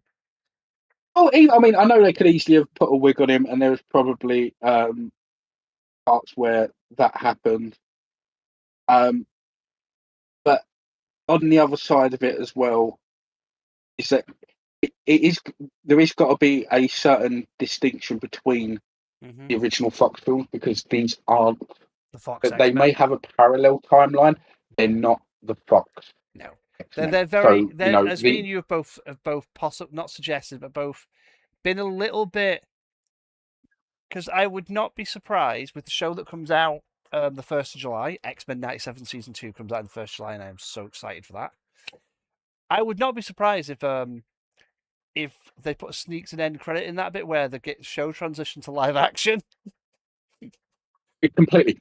as a I full on have a teaser for very Doomsday. Here's the with the actors that are the characters that are going to be in Doomsday all show like in live action in the costumes for like here's a rather than like a just the show, just have it as like a teaser of that. And I'm like, I would not be opposed to that if they did that at the end of that, because it'd be yeah. kind of I mean, I cool. have no reason to believe this other than hopes and dreams, Oh yeah. and and a little bit of what we're seeing and how things have been running, especially with what DC have decided to do with the animation live action stuff. Yeah. I wouldn't be surprised if what we see in Doomsday is a future version of the team we've seen in the animation, and it is actually the same timeline. I am I would not be surprised. I am genuinely Doomsday. I'm excited for because I'm getting to see the X-Men back on screen for like the first time in 20 years. But not only that, we've seen from the teaser we're getting him in the comic accurate costume. But I do digress. We have got distracted again on Brand New Day. Um, Punisher, we're not going to spoil anything What about we it because do. Punisher is just the story. There isn't actually much. To be fair, the plot is just the plot of the comic, The Last Kill. Yes, But it's not even the whole it comic. It's is. just the beginning of the comic. That's the thing. Yeah, it's so it is about, so without spoiling anything, and without delving too deep into major story elements. This is about the Frank Castle finishing the um, finishing his mission that he started off in the Punisher TV series, Hmm. um, and what he's mentioned happening in the Daredevil shows up until now, um, and it's him coming to terms with, well, it's him dealing with his PTSD, I will say this: and the with way they the portrayed psychological trauma. that in that show, the way they portrayed his PTSD and the way his trauma and like how genuinely fucked up Frank Castle is was so good. Yeah. John Berthnell deserves Um, fucking award for that because he was Berthnell deserves an award for that because yeah. his acting as Frank having like basically his mental breakdown something is so good. Yeah. In some parts of it, man, he's better. He's a better Frank Castle than anything we've seen portrayed in the comic books. Because I mean, don't get me wrong. There's some great cathartic moments and great personal moments there for the character in the comic books. But on the screen, the way it was played, in what I and many people have described as an all-out slaughter fest, there is actually elements of complete heartbreak. Um, the scene in the deli, with the dad I and the will admit that daughter the thing I was worried about, I think was, you and I both discussed this, we were worried about it before it came out, that we were a little worried that they were going to tone down the violence because Daredevil Born Again was yes, violent. Both series were quite violent, but they were yeah, never really like overly bloody, if you know what I mean. no, But then the minute the violence started in that show, in the special for Punisher, it was just a continuous scene, like no break in the scene, just a full on like continuous shot, and it was violent as fuck. It was Frank Castle violence and Frank Castle being the Punisher and being all insane and just oh my god, it was so fucking good. very much, very much. And there, once again, this is something I know people have complained about online, um, but it kind of is. The thing is, this follows something that does happen in the trilogy of films when they've done a trilogy of films. Hmm. Um, and this is kind of that. point in his story technically, because he's had 3 big Marvel appearances, is that at some point in all of the movies that had a trilogy, they lose a weapon. Iron Man loses his suit and has to use a cobbled version of his suit when in Iron Man 3. In Iron Man, in Thor, he loses his hammer. In Captain America, he loses the shield, for whatever reason. And in this part, he stores his gun, he stores his guns away, and seals it all off. And then when he needs to get back to him, he does try and go back to him. And in the film, like, why didn't he just stay there and use all the weapons he's got? Because if you watch, there is no time. No. He tries to get to him, he can't, and that's why everything is makeshift from that point forward. Which also, but the point they're trying to show there is how it's the adaptable point of he he is. Those guys break into the house across the way, because they're all looking for him. To the point of where it's based. That's the bit he sees a kid in danger, and what does Frank Castle fucking do? Immediately returns to being the Punisher, because he doesn't want to watch someone else lose their kid like he lost his family. And it's the perfect thing that encapsulates Frank. Frank is, even Frank admits in the comics and everything, he is messed up. He can never be happy. He will always. This war is permanent for him. This is permanent. There's nothing going to change it. Never going to stop it. He will always go to war with crime and criminals over all this shit. But the thing about him is that he knows he's a bad person. He knows he's not a good person. But he also does have that soft spot for families with kids. He doesn't want to see anyone else go through what he went through. But this is the thing about the character that they're trying to show as well. He's not just a guy with a massive stockpile of weapons. No. Yes, in Spider-Man we know that he's got the war bus, which made me happy seeing that on the screen. By the way, he's got it, and that means he does have an arsenal. But if you leave him in a room with a chair, it'd be interesting. I'm wondering if they're just going to go War Diaries version where he's talking to some sort of AI. But what I'm thinking, but what it's showing is that if you leave him in a room with a chair, he has got a weapon. And then from that weapon, he's going to get anything else he needs. He assesses, he adapts, he survives. Well, yeah, he's a Marine. He does. It's like a lot of people forget. Punisher is a veteran. Yeah, he's not just some guy that's like Spider-Man, who is a teenager who has spider-like reflexes and trained himself to fight a little bit. But you can tell from Spider-Man's fighting style that he's not a trained fighter. He fights, with what he can around him. The difference is Frank is trained in CQB, close quarters combat. But he's also a command. He was also a special forces a special forces veteran, and the only survivor of his team is what it's heavily hinted at in that point in that scene.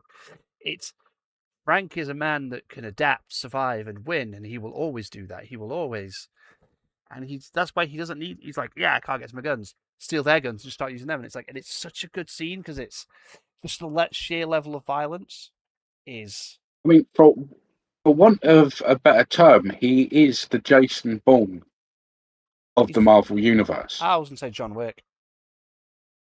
Or John Wick. Yeah, very much. Yes. He's the John Wick of the Marvel universe because he's just a standard dude. He just really knows how to kill you. Yeah, and he's really, really, really good at it. Yeah. But yeah, and another thing I know this has been spoken about by fans and speculated, and if you've now seen the Spider-Man, I know we're back to Spider-Man, but you've seen the Spider-Man trailer, and a particular comment that is made that a lot of people are saying it sounds like it's been related to Spider-Man, but if you watch the trailer, it could also relate to Frank Castle. Is they say her power doesn't affect him. And when you see that scene of the big power wave going out and loads of people being controlled, the only person in that scene it doesn't affect is Frank, because he looked around at all the other people. You can see him look and go, wait a minute, that's not right. Mm-hmm. Well, there is a scene a couple of scenes in Punisher where he sees someone, he has these conversations that are a bit more realistic than others. It would be interesting if the reason 86 powers don't work on him is because he's already broken out of the ability to be controlled by those powers. And those conversations were maybe her trying to control him before or get into his mind, and it's not quite worked. Oh yeah. Also, I do love. I will admit, the first trailer, I do love the bit where shoot yourself, webhead, after Peter webs up the grenade launcher. It just gets shot out of the shit Yeah, out of it. But it's like you can tell from that point, Frank is very much not trying to kill Peter. He's just doing it because he knows it's going to catapult him towards the car. well, this is the thing. A lot of It's, people have also pointed out here when they've slowed down the imagery is that so if you actually watch the imagery really slow, uh, when Frank Castle pulls out the gun, Spider-Man webs it, and then Frank Castle shoots it. The actual bullet comes out of the gun, gets caught in the webbing, and then comes back. All that hits Spider-Man is the concussive blast. mm-hmm. So and he's only in his cloth costume. He's not in a Tony Stark costume at this point that Mm-hmm. we know of.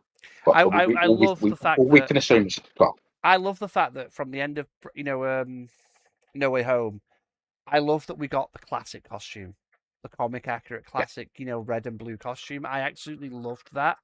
I also like that. I like the way that this Peter Parker is developed, where he started with the techie suit, that eventual Peter gets in Civil War, because it makes sense. Mm-hmm.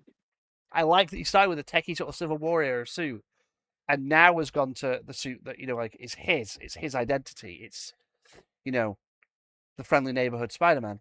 Like it's like I like that it's done it this way because it kind of gives that bit of him going from being this hero that's been to space and all this stuff to being I'm just a kid from Queens. I just want to help people. Like that's what that third film was, But, basically him finding that his purpose and his kind of his purpose. I did love, I loved the I'll admit, No Way Home. I loved the the scene where Peter goes, before she died, she said, "With great power, the other two comes great responsibility." It's like, wait, it's like I loved that bit because it is just it is a fundamental phrase of Spider-Man. Because that's the point when I yeah, realized in that film, like, yeah, they're just setting this up as this is his origin story. We've just watched yeah, Spider-Man's origin over 3 films.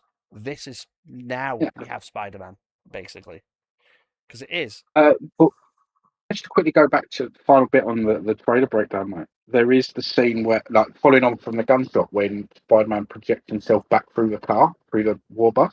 Mm-hmm. Um, and this is an interesting thing that, like I say, other people pointed out. And I was like, yeah.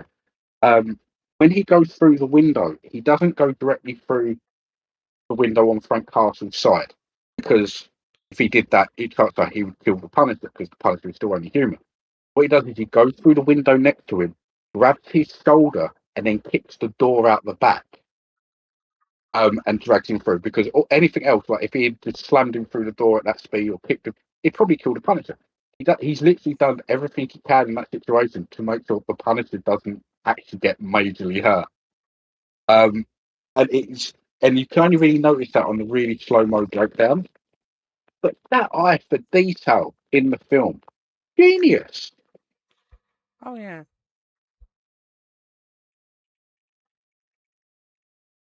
absolutely genius. And that's one of the reasons why I think that there's so much when you see something go wrong with the visual effects in these or doesn't look right in these trailers, it's it's not because they've messed up. I mean things like that, the webbing holding the bullet in place and the way that you see him take the punch out of the car. When you see something go wrong in those trailers, it's because they've done something after the fact to hide something. If it doesn't look right, there's a reason it doesn't look right for us from this perspective. Oh yeah. But yeah, the Punisher series was brilliant. I just loved the entire sequence all the way from his apartment down to the street was just Yes. fluid, perfect, and it was so well done. It was just like it was like Yeah. watching like I was like, oh, because I was like, you were worried that they were going to tone down the violence, and I was like, nope, no, They just went and threw it to 11 immediately. Yeah, I mean, and the thing is, though, is the scene in the deli had a uh, during that whole fight scene and everything that happened. So I'm not going to spoil it. Literally put a tear in my eye and a lump in my throat. Hmm. Um, Especially the last because bit. it was Also, beautiful. I will say that my favorite, one of my this is a spoiler, but it's not a story spoiler. My favorite kill in the entire episode, in the entire special, was the last one because that motherfucker deserved it. Yes. Yeah. Oh, yes. When he's like, uh, that's my. He doesn't call it a cap. He calls it something. It is like that. It's like that's my lid or something. Yeah, As well, and it's it is just so good. I mean, I was, I after what that guy did at the very beginning, I was so hoping to see him either get murked or get really badly beaten. I Um, absolutely love and the in the way that they did it though. The way that they had introduced him, the him getting beaten. It's like him trying to mess with the poor old veteran guy again, yeah, and then yeah, bang. It's just oh shit. and it's like even that's him.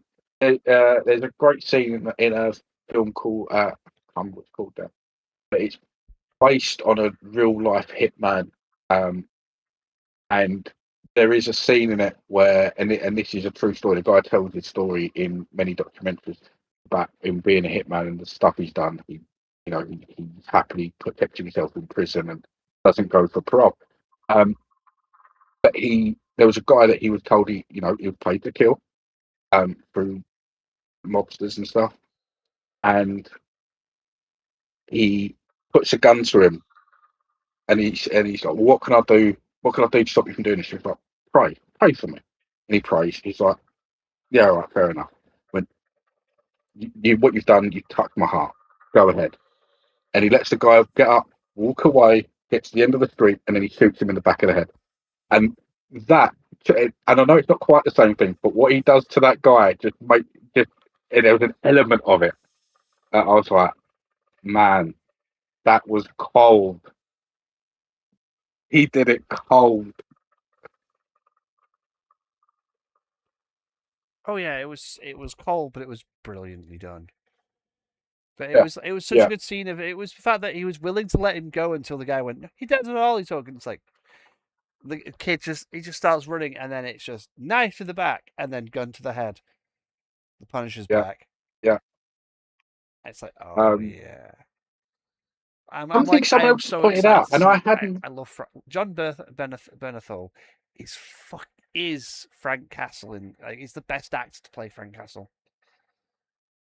It's something that has been pointed out about all of this recent stuff, and I kind of did mention it, but hadn't really considered it because we talked about how all this stuff is happening in a relatively small period of time around the Daredevil um, timeline, yeah. and why is this part still got stuff going on?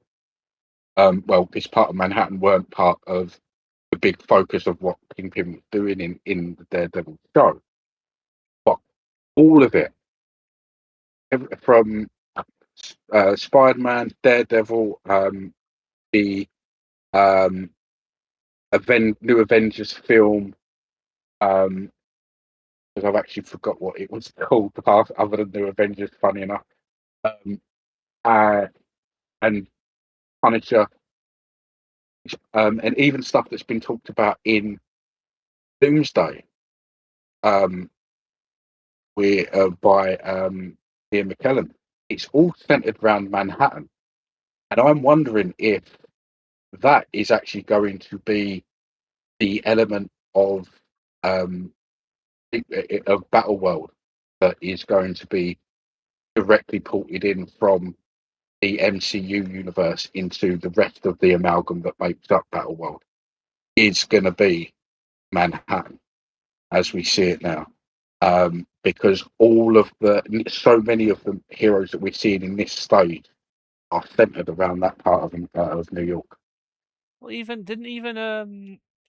Thunderbolts slash the New Yes, Avengers with that a was it. Z, That was it. I couldn't took remember the place in Thunderbolts name. Manhattan as That's why I well. said. That's why I said. Yeah. Yes, that's why I called it New Avengers. So I couldn't remember the Thunderbolts name. I was like New Avengers, whatever it's called. It's But new. yes, it No, is remember, all. no, remember. You gotta get it right. It's New Avengers with a Z. Yes, I know. I know. I know. I will Um, never not love David Harbour as fucking Red Guardian. He's just like, oh my god, he is so funny. I mean, to be fair, that is. I've got to say that is. To me at least, that is a testament to kind of how well that film ended up. Hmm. It's not. By far, it's not my favourite, but the fact that I know I'm not the only one that's done this, has called it New Avengers and not Thunderbolts. It's given like it's almost like its new title. The title you get at the end is its title, Oh yeah. and kind of rightly so. Oh yeah. No, fully agree. It is legitimately though. Uh but yeah, the Punisher show was brilliant. Born Again is amazing. I can't recommend enough to watch it. The reason we're not spoiling it is because I believe, not because we don't normally spoil this shit. Normally we talk about the spoilers all day on this episode, but in not in good faith. But at the minute, it's a show that I don't know if you'll agree with me, that I feel like people need to experience it and watch it to more than Yes, like listen about it. If that makes sense. yes, it is one of the. I mean, it's one of the great showcases that Marvel has managed to pull out. Um, I mean, I've been a big fan of the showcases. For me, the Werewolf by Night. I've got to say, Werewolf by Night for me was superior. Not because the story was technically better, um, but because you've got so many really obscure characters being done incredibly well. Man, what was it? We Man Thing, Werewolf by Night, and think, Elsa I mean, Bloodstone. well, both the Bloodstones were her and her dad are in that.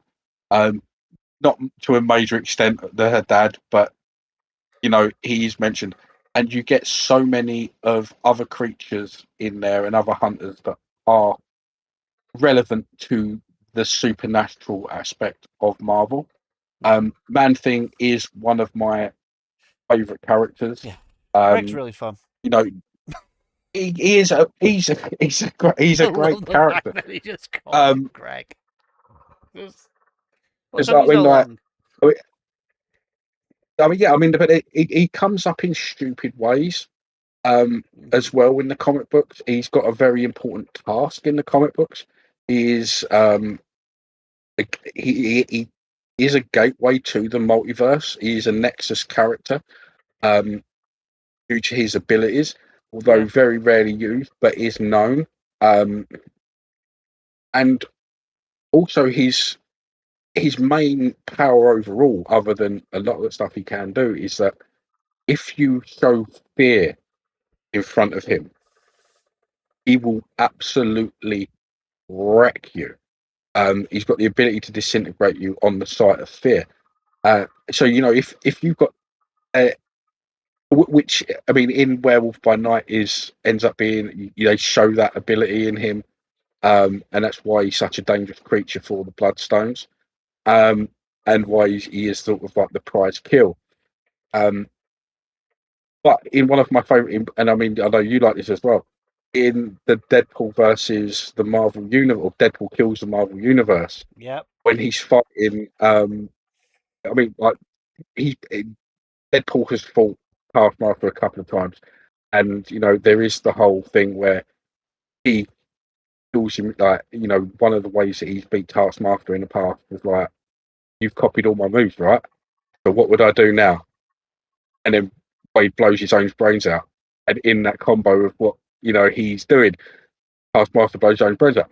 But the uh, the Deadpool kills storyline, he's like, "You're copying me, right? You know what I'm gonna do? Yeah." It's like, "What's my next move?"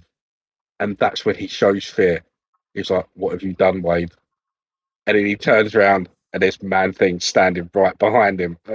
Ah. Oh, I know. And then Man-Thing doesn't realizes Wade has no fear, just opens up for him. He just tells him, I'm gonna go I'm kill the not frightened rioters, of and he you. does at the end of the comic and kills the Yeah, rioters. he's like, I've got no fear of you. Like, you can check my mind. I've got no fear. But in checking my mind, you know what I've got to do, kind of a thing. And Man-Thing hasn't got an answer for it. He just has to let him do what he's going to do. Oh yeah, it is hilarious. It's one of those scenes though in that comic. It's just like, and then he goes and kills the writers of the comic itself. What I love about it. Yeah, It's such, and yeah. then he goes And and then kills, that, and then the next part in that series is Deadpool killing all the characters that inspired the Marvel characters, like all the original stories, being chased by Sherlock yes, Holmes on H.G. Wells' time machine. yeah. I love it And because then it's such a silly comic, but it's from like that is pretty good as well, because that's like one of the early really big stories of the Deadpool corpse. it's Um, funny. I've got Deadpool illustrated as well, by the way. Illustrated is fun. I like that one. And then the sequel's quite good as well. I haven't got Deadpool When versus you've got Deadpool, the last one. That's the only one I don't have. yeah, oh yeah, yeah. So that ends up being now because all the others are alternate universes, obviously. But then the final one it's kind of the Deadpool from the mainline comic books, and Fighting the there's a Deadpool great from the sense, alternate universe that's killed everyone else.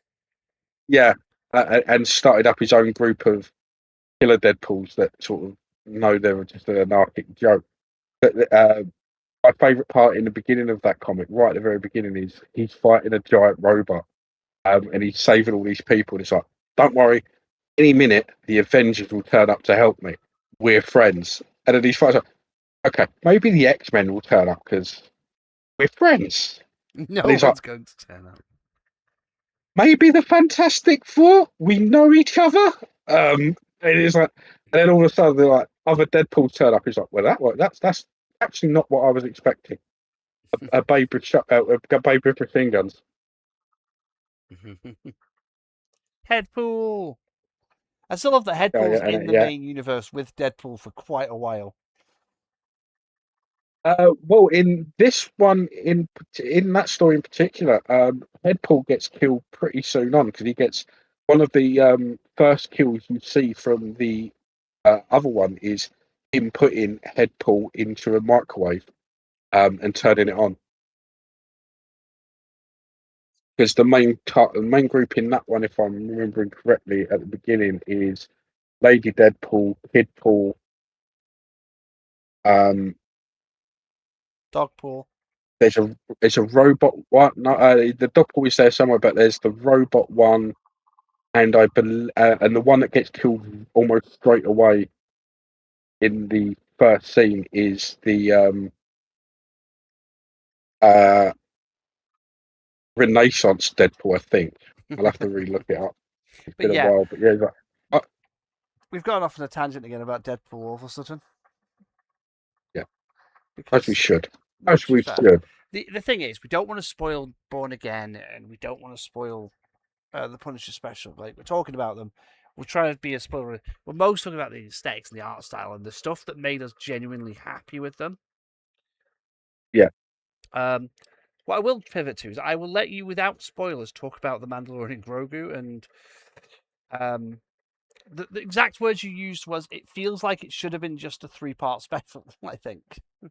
yeah, and also the more I'm sort of hearing from interviews with people that worked on it and stuff that's been leaked from these guys as well, it's kind of true. So this was meant to be Mandalorian and Grogu, the film, was meant to be another series. And in an attempt to carry on the sort of Marvel, the Star Wars movie franchise, this was all the storylines were pumped into one movie. Um, and and kind of that's what it felt like. There is 3 separate parts that I could pull out where it was like, oh, should have just been episodes, Yeah. and it feels very much like that. And that's why I think the movie itself is getting there's not getting many people coming back to watch it, and it's it's had a lot of the flack that it's I had. think It, Star Wars used to print money. Let's be honest. It used to be that if yeah, you Star Wars films at cinema, everyone would go watch it. And I will say the sequel trilogy did unfortunately do quite a bit of harm to that. But it did. at the same time, you might not necessarily agree with me, but I do feel that Star Wars like the films, the big sort of main films are aimed at a more. I'm gonna be honest, they feel more aimed at a younger audience than an adult audience. They're aimed at like teenagers to like young adults, if you ask me. Well, here's the thing, and I mean I've said this before, uh, is that when these trilogies have come out, they've always had to come out with the idea of gaining a new audience. You know, Yeah, when the prequel trilogy came out, they knew full well that fans from it'd been many decades, fans from the original trilogy were going to come and watch it. But the only way to keep the brand alive, um, and everything was to get a new generation of kids in who watch, and then it be that those be their um, Star Wars film.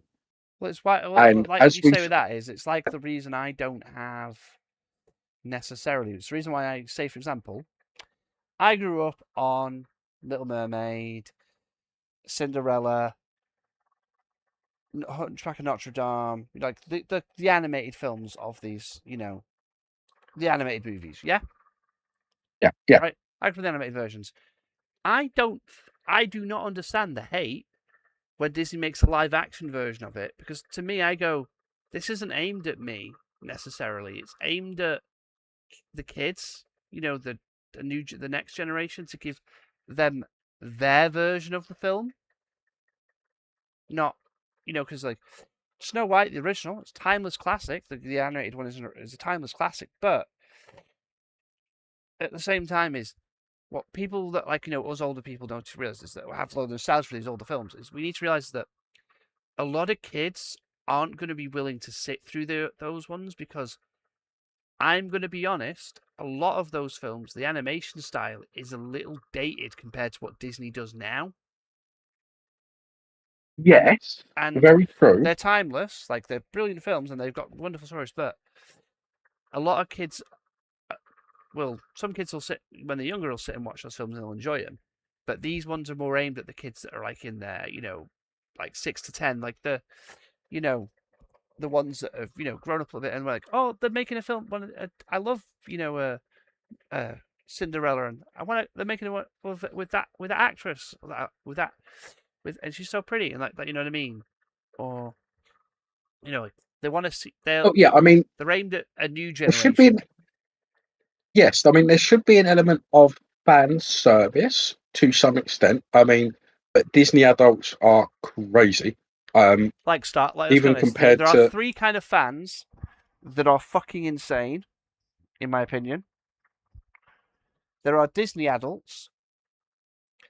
There are Star Wars fans, and then there's that other franchise with She Who Must Not Be Named. yeah, I mean his thing is that the, I mean I would make distinctions because especially for things like the Disney adults, um, they spend so much money on the franchise. And when you make something like, to go with just kids alone, to start off with the kids idea first, is that when we showed my nieces the original Disney animations, they love them, and every so often they will be happy to watch them again as they are, because they if you show these things to kids early on, they don't know the difference between animation styles. Some young kids can work out what's good and what's bad, Hmm. not to take away from a young person's intelligence, no matter what their age. There's also some But people you that know, they some can people see just what. don't like. Some kids might not like animated movies. That's the thing. Yeah, but as you get older, like I say, they then start to feel once you've seen, once a kid's seen um, Frozen, for example, Hmm. there is a different expectation to what they want to see, especially as they get older. Yeah, Um, but when it comes to like Disney redoing it, things like Snow White, or I'm The still Lion confused King, why or they're The doing Jungle Book, or Moana in whatever, live action. It's not even that old. it's not that old. But if you got to remember when this first come about, there isn't a very good reason. When this first come up as an idea, The Rock was a movie golden ticket, and if you can get him still in shape to look like Maui, you're gonna take it. And it's been in a bit of a development hell to get to where it is, and it's coming out. And since then, The Rock's ability to be a golden ticket in a film has dwindled. So it's going to be very interesting. What I'm going to say is As The Rock's ability to be a golden ticket has dwindled, right? Can I point out that I'm going to say that in my opinion, the reason that his golden ticket thing has dwindled is Disney's fault themselves. um, no, I mean I would say it's his own fault. There has been a number of projects that he has overhyped as himself.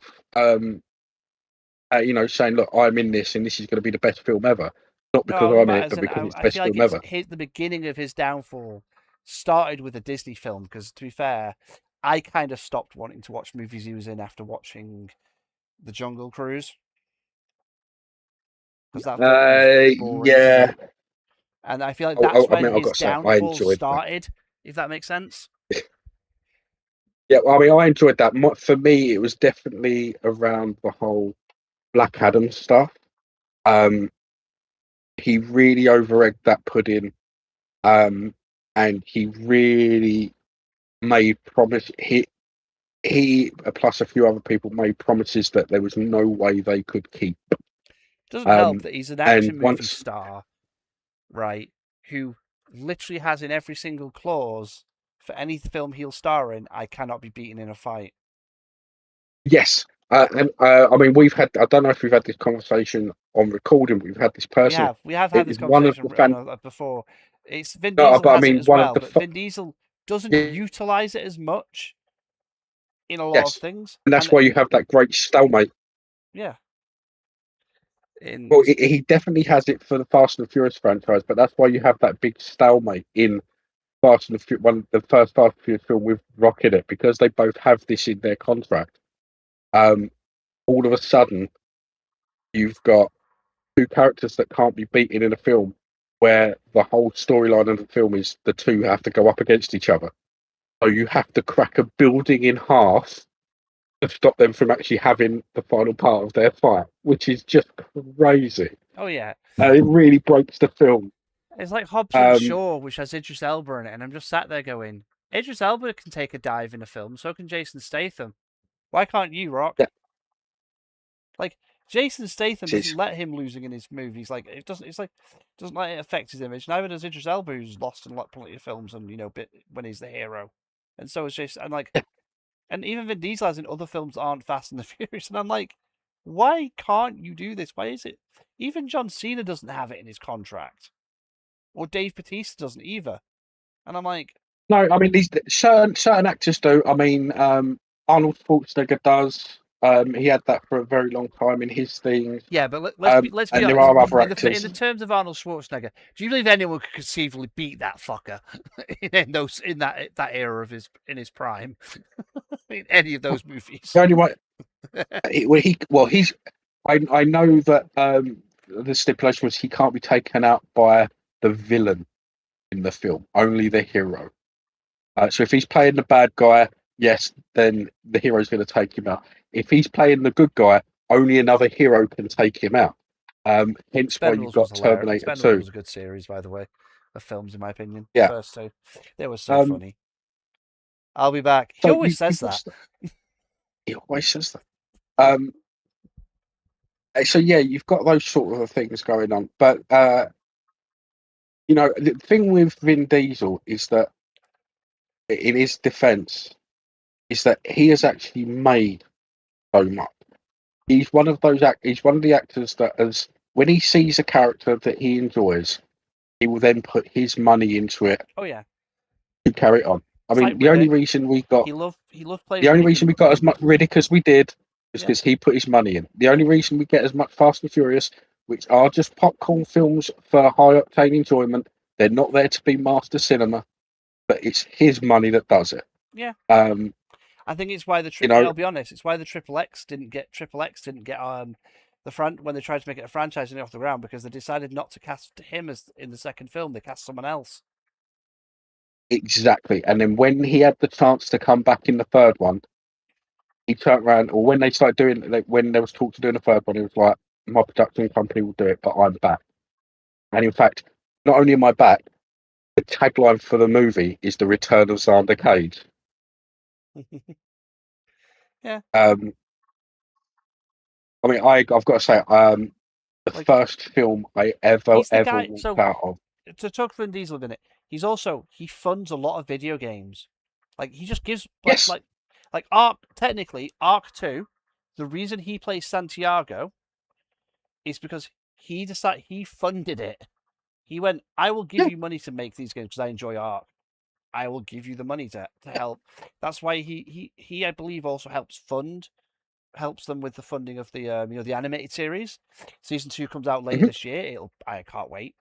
I know pins on tangent because it's Vin Diesel, but the reason he's in it as Santiago, one of the main characters, is because he loved Ark and was like, "I'll happily, if you let me help funding a bit, and be Santiago, I'll happily help." And I'm like, "Don't let him do it. Why not?" People forget that he's a geek. He is one of us. He is. He's just got money. He's a massive nerd. Henry Um, Cavill's a massive fucking nerd. Henry Cavill is famous yeah, for but like, almost missing it. Missing his Superman interview because he was playing World of fucking Warcraft. yeah, I wish he carried on with that bleeding campaign instead. But that's neither here nor there. Um, the thing with Vin Diesel is that I kind of consider him as being one of those guys that have got really into a franchise that then got dumped because no one wanted to fund it, and they thought, well, it's only for a few fans. And he's the kind of guy that says, you know what, I've got the money. If there's a few fans and it's enough to fund the project, Hmm. I'll pay for that project because I want to do it. It's something I want to see. Well, I mean, he Um, funded Dark Athena, which is, arguably in my opinion, ah, that is the great one of game, the best great stealth game. games I have ever fucking played. Yeah, Is Chronicles of Riddick Assault and Dark Athena, and he funded that game because he wanted to make it. And I'm like, I am yeah, fully, but and it wasn't even that popular. But I have it. I love that game. It's such a good game. yeah. Um, oh, and I'm not going to disagree. I mean, I think everything he done with Riddick, from the original film and to the animated film he did, to the Yeah. game, to the sequels. Uh, I love them. They've always got a special place in my heart. Willing to watch them. He was a champion of getting kind of unknown actors in. Um, and people forget that it's an early Carl Urban film. Hmm. The second and third one. Uh, so yeah, Yeah. Now, he's now when I rewatch it, I'm like, hey, look, it's Dread because I haven't watched The it's Dread. Boys. I haven't watched The Boys, so to me, I Yeah. see because to me, Dread isn't Sylvester Stallone who played him in the original. Was it Sylvester Stallone who played him in the original Yes. thingy movie? No, to me, Dread is Carl Urban because Carl Urban embodied Judge Dredd in that fucking movie so well. Well, here, yes, he did. Here's Because he my. didn't take his This is mask my off only my once, and personal. that is the biggest thing that No. made me immediately go, "That this is definitely the better film." Yes. Because it Yes. wasn't played for laughs and cheesiness, like because Dredd is it's a bit of it's 3000 AD. The Judge Dredd stuff is a bit of a cheesy, 2000 AD. comic, but Dredd is the whole point of Dredd's character is he's the overly serious part of that universe. Yes. Yeah. Right. Like, That is the key distinction. The universe is a bit weird and a bit comedy, a bit anarchic. yeah, Red isn't. No, Red he's is stone cold serious. And what happened with, and this is how I distinct the two here, is that Stallone played Joe Dredd. You know, he played Joseph. hmm He played the person under the mask. Carl Urban played Judge Dredd. Um, yeah. all out, all balls to the wall. Um, I enjoy both films. I love the second. Um, I wish there was more. To an extent, you do. There was a show that he did after, which was very similar in that sort of almost 2000 AD environment. So you can kind of see him doing more. It's just a shame that that never happened, and uh, he's actually doing something. I know that uh, comic book artists from who created Rogue Trooper have seen the full version of the Rogue Trooper film that they have made. So it is going to be coming out. People have actually fully seen it. Yeah. And I'm generally excited according because I to the actually artist, I've not because I know Road Tripper's a comic character. I've not read the comics, but I did play the games. yes, So this is where a I lot of genuinely I'm kind of oddly happy. enough, this is where the world is. A lot of people didn't. I mean, Rogue Trooper was incredibly popular. Don't get me wrong, as a comic, but globally, so many people remember the PlayStation 2 games. Yeah, which isn't a bad thing. It is one of those things of we have different, you know. It is. I mean, completely. I mean, it's where a franchise hits a person, Well, and at least it's from like for the example, what I games, say people is did move over to comics. my comics thing is I've always read X-Men, Spider-Man, Fantastic Four, and like Marvel comics. I've always been the stuff I've read. I I've not really read Yeah, DC comics until recently. After watching the Flash TV series, I started getting a couple of the Flash stuff, to read it because I generally just yeah, like the Flash as a character. Like with my extent of DC when I was a kid was watching Batman the animated series and the Justice League, Justice League yeah, cartoon. completely. Because I wasn't a DC fan, I like Batman and the Mark Hamill and Kevin Conroy were. I think it was mostly for Mark Hamill and Kevin Conroy. I watched that because they were so Yeah, good, as so those good. so good.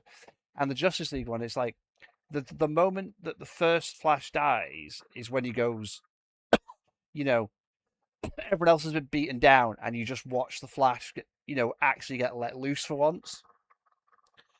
Yeah, Doing the thingy 100-mile punch repeatedly. hmm And I'm like, I like that that's actually at I mean, Darkseid of all fucking villains who's doing it at. To which Darkseid's getting his ass uh, handed to him all of a sudden and doesn't know what the hell's going on. uh, And it I was mean, like, so you don't really. I mean, the thing about 2000 AD, and I think this is one of the reasons why it never really picked off the way it did in other countries, is that they don't really do superheroes per se. no, Um, it's very grounded no, in realism a little bit, but not so much. But like, if futuristic realism. Yeah, yeah, there it's is a bit more natural world to it. I mean, Rogue Trooper, Strontium Dog. So there's a couple of all of these things are technically within the same universe. You know, Strontium Dog is I can't really remember the thing, but they're kind of like the same fault as the judges are, just in a different area. Um, then you've got Judge Dredd. You've got the ABC Warriors, which were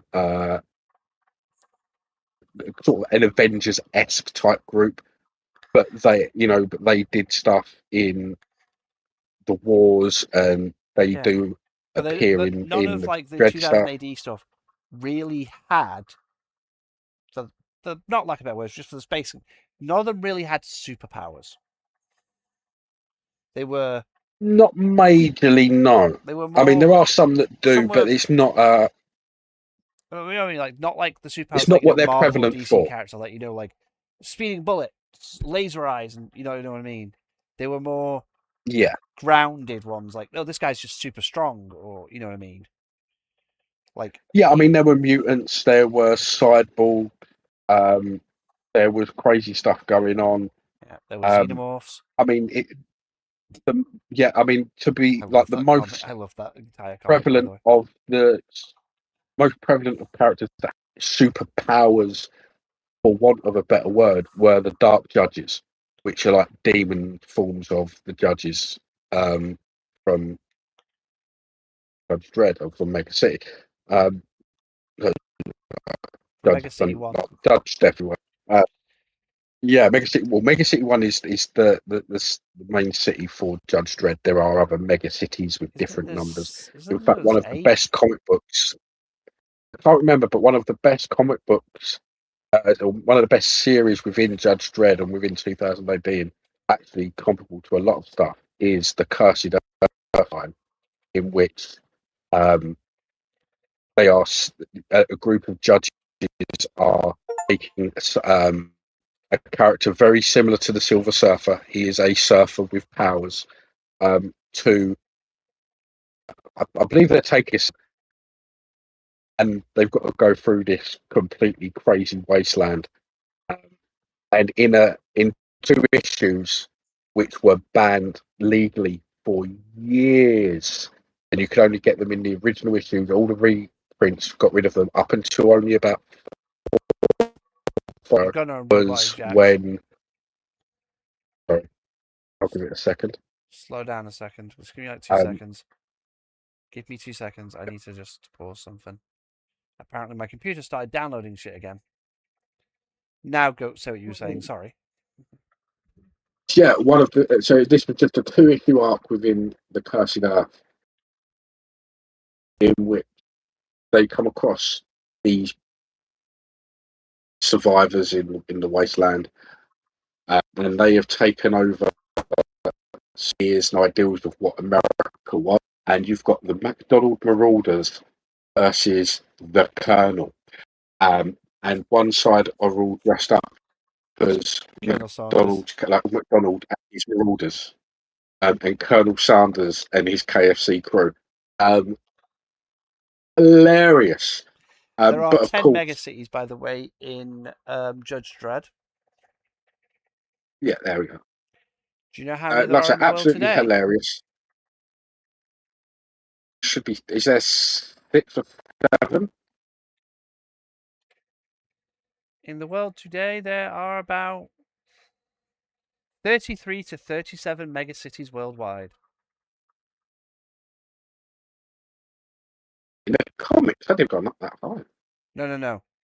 It's been a real while. World. I get you, mate. We have reached the level where we have megacities at this point. Well, I mean, so in the comics, the megacities were there are just 10 the ones. There are. But the reason they're like that is because 4 in the US, 4 in Europe, and then 2 in Japan. Well, the reason they are known as the mega cities more than anything else is ones that had managed to seal them off before the nuclear destruction. So they. There were others. Megacities in the real world are in Asia. They have just gone due to the war. Right. But yeah, so. But one of the other bits in that comic, which I'll end off now with, they meet the Jolly Green Giant from the Sweet Corn ad, because there is a giant that he's done exactly like Jolly, just and the rest land with his cornfield. And yeah, every motherfucker. It was hilarious. Oh yeah, but it's going to be. But I will say that's all we have time for anyway at the minute. 2000. We have discussed Daredevil. We discussed Punisher, the brand new Day trailer. We got into a bit about Judge Dredd because we got into Vin Diesel, and then film actors beat Carl Urban, and then Carl Urban went into Judge Dredd. You see, this is why I need medication sometimes, because otherwise, I just start going off onto random. I just collect topics, apparently. Connect them with no reason. But we will be back in 2 weeks' time. Hopefully, we'll be telling you all about Supergirl. It's what we should do. But we may get completely distracted by X-Men 97 because the first 2 episodes air before the next podcast. I mean, What are you saying, Jax?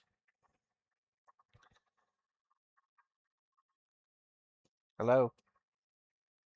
Jax? yeah, that will be the. You've just gone quiet. That'll be the what?